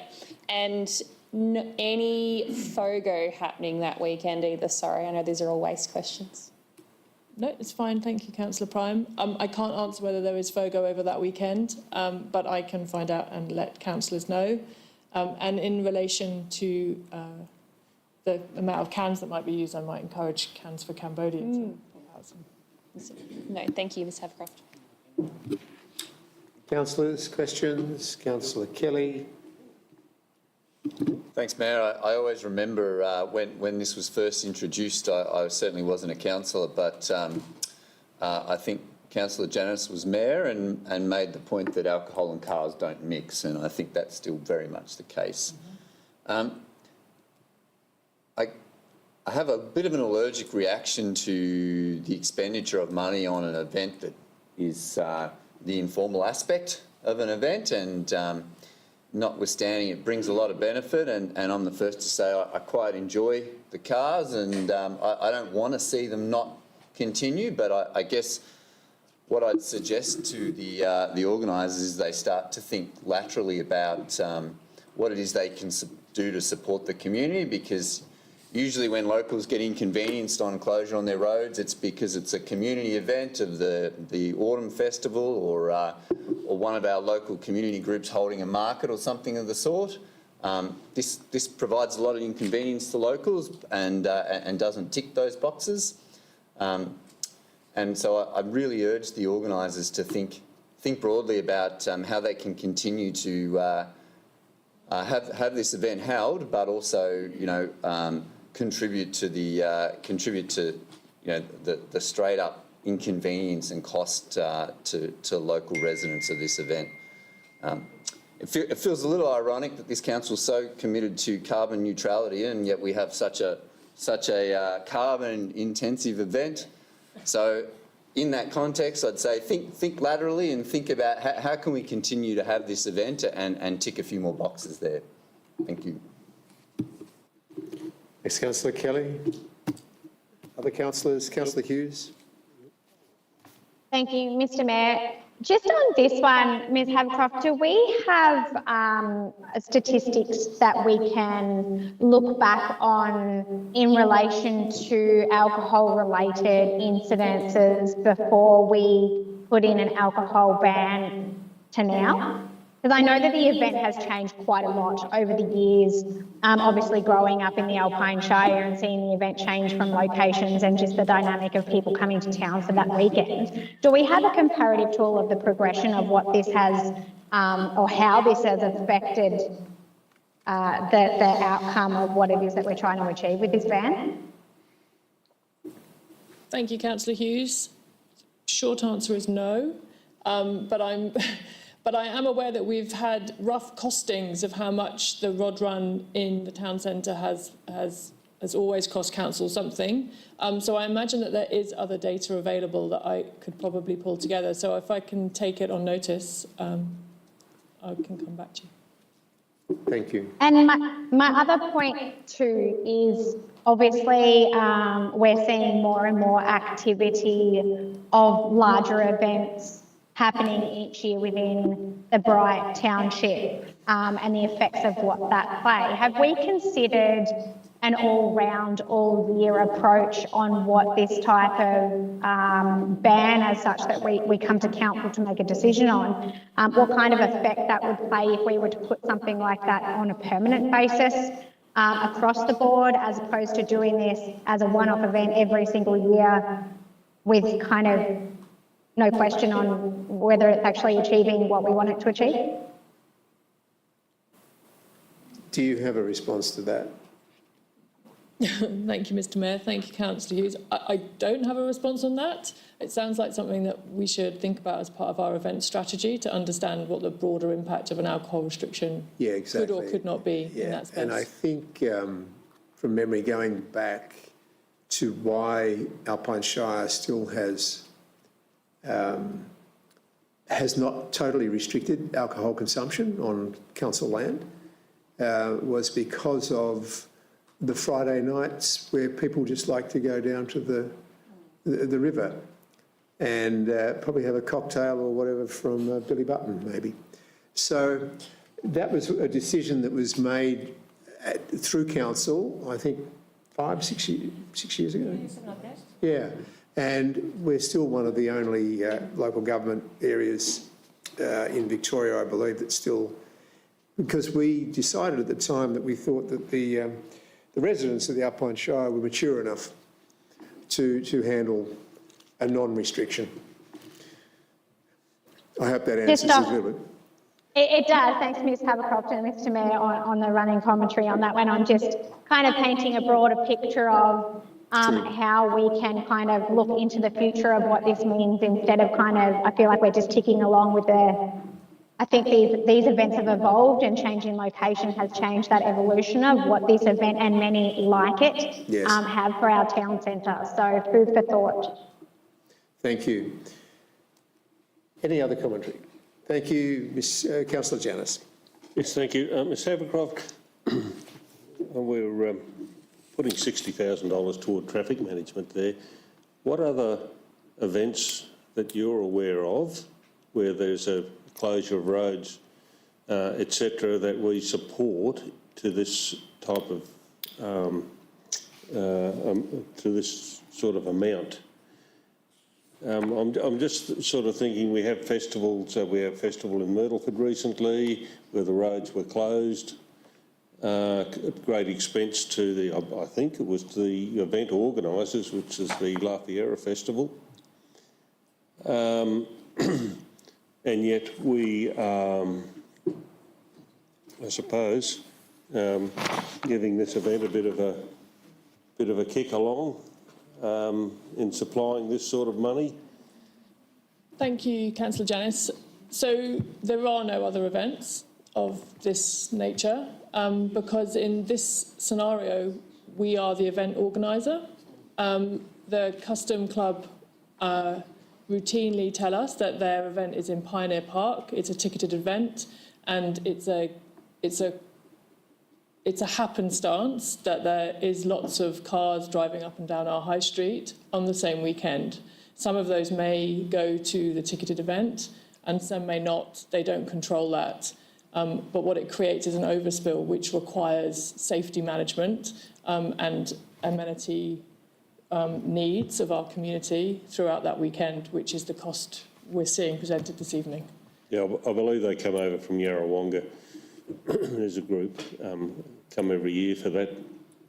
They don't go to Pioneer Park, but they'll do circuits around the township here. And in relation to the waste management, once again, La Fiera trialled the FOGO bins and on that event, and I understand that they were quite successful, and also in the removal, the rubbish being placed in their appropriate containers, bins, but they were heavily manned by volunteers. So these, and I understand the events team is working toward, with every event, that this behaviour takes place by the event organisers to reduce our waste, or it goes into the right place. So, yeah, I'm a little bit with Councillor Kelly there about, you know, the cars driving around, and although I love them too, and we're trying to promote greenhouse gas emission reduction. But I think the biggest thing that concerns me is the amount of money that we're spending on road closures. In actual fact, a lot of money there. Thanks, Maybe we could charge them to go round and round the roundabout, dollar a time. Sorry, is there any other commentary from councillors? Otherwise, I'll hand back to Councillor Nicholas. I agree with everybody about the $60,000. It's a lot of money to spend on our own event that we haven't asked for. But that's not what the recommendations are about. Thank you. Specifically. Thanks, Councillor Nicholas. I'd just like to remind councillors that the recommendation is nothing to do with the issuing of the permit of this particular event. It is simply approving the implementation of an alcohol restriction within the Bright Town Centre on that particular time. That is all we are voting on. We are not voting on whether or not $60,000 is going to be spent or not. Keep that in mind when you cast your vote, please. With that having said, I will now ask for a show of hands on the current recommendation in front of us. Those in favour? Thank you. It's carried. 9.3.6, Community Engagement Policy. Again, thank you, Ms Havercroft. Thank you, Mr Mayor. This report provides for the adoption of Council's Community Engagement Policy following its release for public submissions during May 2024. After a 5-week period of public exhibition, feedback was collated and used to inform the final draft policy for adoption this evening by Council. The policy describes the type and form of community engagement proposed and includes deliberative engagement processes for long-term plans, such as the Council Plan and our financial plan. Prior to it going on public exhibition, some minor changes were made to the policy, and then it was placed on public exhibition at the April Ordinary Council meeting. We received 3 external submissions and 1 internal submission. These submissions resulted in 1 minor change and the addition of a new section containing who Council will engage with.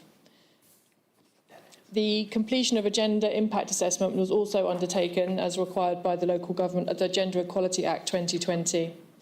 The recommendation this evening is that Council notes the release of the draft community engagement policy for the purpose of seeking public submissions, and that the following were received: 3 formal external submissions and 1 internal submission. Notes the following amendments were made to the community engagement policy, that these are grammatical and formatting corrections, an addition of who will Council engage with section, and the addition of the gender impact assessment, adopts the Community Engagement Policy number 118 and signs and seals the Community Engagement Policy at the appropriate stage of this meeting. Thank you, mover and seconder. Councillor Nicholas, Councillor Prime. Councillor Nicholas. Thank you again, Ms Abercroft, for a report. Community engagement policy is something we have to have under the new Local Government Act, but I think it's a fantastic thing to have anyway. It's been great to have gone out to consultation and had some feedback, and I think it's really valuable that we now have defined who we're going to engage with. So that was great, and I put it forward for the recommendation to be voted on. Thank you. Councillor Prime. Yep, I agree. Always great when we get feedback. I think a lot of work goes into these policies, and it's nice when people read them and provide some information back, so it's appreciated. I'm happy to support this one. Thank you. Any other commentary? No. Thank you. Let's put these recommendations to the vote. Those in favour, show of hands.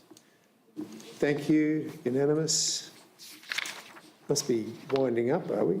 9.3.7, Audit and Risk Committee meeting minutes from May 2024. Again, thank you, Ms Havercroft. Thank you, Mr Mayor. We're very nearly there.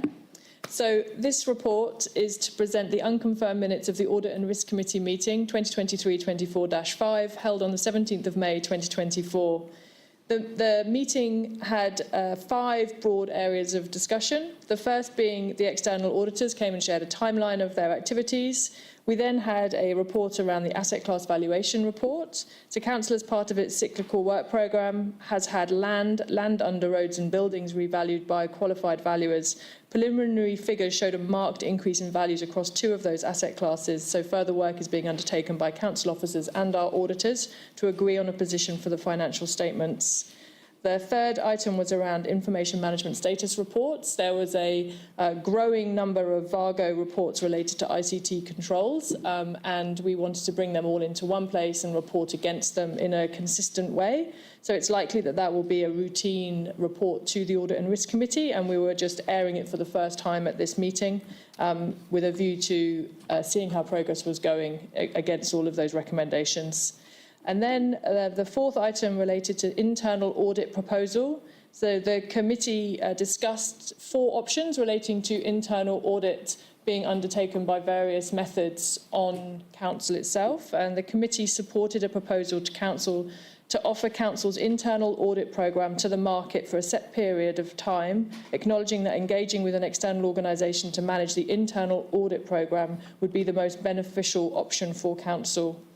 So that would involve having external auditors come in to undertake our internal audit and to work with us on what that internal audit programme would look like. So what are the high-risk areas that we should focus on? And lastly, an update was provided on the Audit and Risk Committee Charter. So that work was intended to take place in the previous quarter of this financial year, but has been pushed back now and can be considered. The review will continue to be undertaken by officers in the background, but it won't be presented until the new council has been elected. So moved. Councillor Janus, Councillor Kelly. Councillor Janus. Yes, thank you. Look, it was a really good meeting, that one. I suppose one of the highlights is the recommendation that external auditors be appointed to look at internal matters. One of the concerns is that there is extra cost involved with that. And it's certainly up to Council. These are only recommendations, of course, but there are a number of other councils that adopt this procedure. And it was also interesting, and it was very heartening to hear that our information technology team have got future plans, or are planning or working on our cyber security within the organisation. And it also comes back to what the CEO said earlier about having those extra staff available, and whether it's, and I think all money's available also to support those staff in these very important areas. And look, we read about it enough in the newspapers and that, about scams and people getting their computer systems hacked into. The internal or the audit process is, I think, a pretty. We do our work internally, but that also takes staff time to conduct all those internal audits as well. So if an external auditor comes in that knows local government, knows how things works and can have a look at our books without being, pointing the finger, but actually pointing out things that could be improved, then that I think is a win-win for us all. And it shows that we're not closed to good governance in our system. Councillor Kelly. Thanks, Mayor. Arguably the most important committee of council is this Audit and Risk Committee, and I did want to thank Councillors Forsyth and Janus for the time that you set aside to be part of that committee. It's very important that we have good representation. I reckon the committee's focus on the information communication technology space, the ICT space, is a welcome development, and getting a more regular update on the implementation of previous recommendations from auditors and things in that space is pretty important when we think about the cyber risk that any organisation with customer data carries now. So I'll have nothing further to add. Any other commentary regarding Audit and Risk Committee? No? Thank you. Those, could I just ask for a show of hands on that recommendation? These are the unconfirmed minutes. Thank you. Unanimous. 9.3.8, Instruments of Appointment and Authorisation, Planning and Environment Act 1987. Thank you, Mr. Mayor. So it's with bittersweet that I present this evening. So this report relates to the instrument of appointments and authorisations that are an important means of council ensuring that its officers are appropriately authorised under the relevant acts that council administers. This evening we're referencing the Planning and Environment Act. So council staff involved in planning roles require current and accurate authorisations to fulfil their duties. Council has appointed an interim director, customer and community, who requires authorisation under the Planning and Environment Act. The appropriate appointment of authorised officers to enforce the Planning and Environment Act 1987 is required to ensure that council officers can undertake their statutory roles.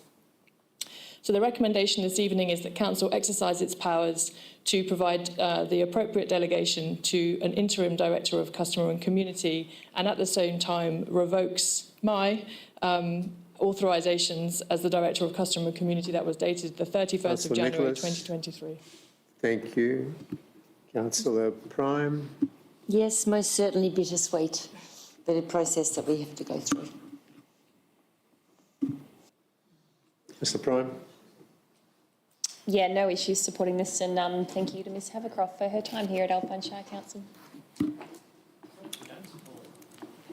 Yeah, what happens? Yeah, exactly. Anybody else would like to make comments or thank?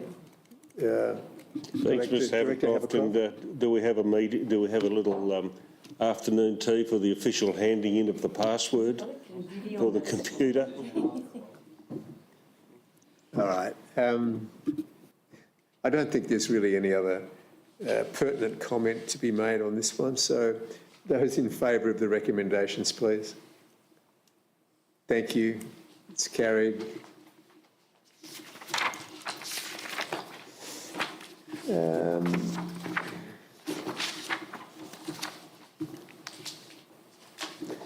Item 10, informal meetings of councillors, the 28th of May, 11th of June, 18th of June. Could I have a mover and seconder for that recommendation? Councillor Prime, Councillor Hughes. Do you have any commentary or is there any dissent? No. Those in favour, please. Thank you. Item 11, presentation of reports by delegates. Do we have any tonight? No? All right, let's start with general business. Councillor Hughes. Nothing from me, thank you, Mr Mayor. Tonight. All right, Councillor Keeble. All good. Councillor Nicholas. Yep, I'm just going to follow up a little bit on that bittersweet comment and thank Ms Havercroft immensely for her time with us. I love the fresh eyes that she brought to the organisation. I love the solution focus and the attention to detail. And I think that the value that you will leave behind, we'll see for years to come. So thank you very much for your input and best wishes for the future. We'll have to come down to Portland. See the wind farms. Anyway. Councillor Kelly. Just to add to Councillor Nicholas, I think there's no greater compliment to an organisation than when an employee leaves to take a promotion, and terrific to see that opportunity for you, Ms Havercroft, and we wish you all the best. Thank you. Councillor Prime. Yeah, look, I'll reiterate that again, and I just realised I no longer have to live in fear at council meetings of calling you Miss Hovercraft again. So, if there's one upside to all of this, that would be it. Thank you. Councillor Janus. I'll just concur with the rest of my councillors, Ms Havercroft, and thank you, and I wish you all the best in your new role as CEO. And the other item of general business is, I don't know if the CEO is going to bring this up, but our Tri-Council meeting that we attended on the 19th of this month. Do you want to? Yeah, I'll get. You're going to leave it in CEO. his. You're going to leave it in his court. Yeah, he's got a better memory than I have. Thank you. I have no general business, so I'll hand over to the CEO for general business. Thank you, Mr Mayor. Perhaps I should start with the item that Councillor Janus raised. So we had a really good three-council catch-up last week. So the councillors and the CEO of Tawong, Indigo Shire and the Alpine Shire, we all caught up in Talangata for the morning, and we discussed and received presentations on a range of issues of collective interest across the three councils. It was a really productive session.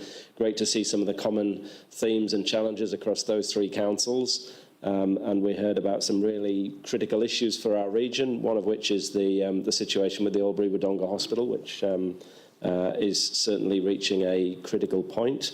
One of the opportunities that we agreed to discuss and pursue post that Tri-Council meeting. The Local Government Act now provides the opportunity for joint council meetings. It's the first time this has been permitted under the Local Government Act, and the three councils of Indigo, Tawong and Alpine Shire are keen to explore. I'm going to do a bit of exploration about what that might look like and how that might facilitate getting out a larger voice than a council can individually by having a shared platform across those three councils. So watch this space. We might have some news about that in the near future. So that's the Tri-Council meeting. I'd like to put a pitch out for the Municipal Association of Victoria running a second Stand for Council session. It's on the 22nd of July, and that's in Wodonga. So we had the first session in Wangaratta, and I think it was really useful for the participants. There were a range of people in person, and a number of people had registered online as well to listen in. It had a really good presentation from the MAV about what it means to be on council, and then a good question and answer session with the CEOs. We had, I think, 6 CEOs there to take questions from the floor about perspectives on working with council, what's important, and what the role of a councillor is. So if you're keen to stand for council, if you want to learn a bit more about it, 22nd of July, we'll put out some news through our Facebook site and on the in the local press as well as we get a bit closer to that. But it's a really good session.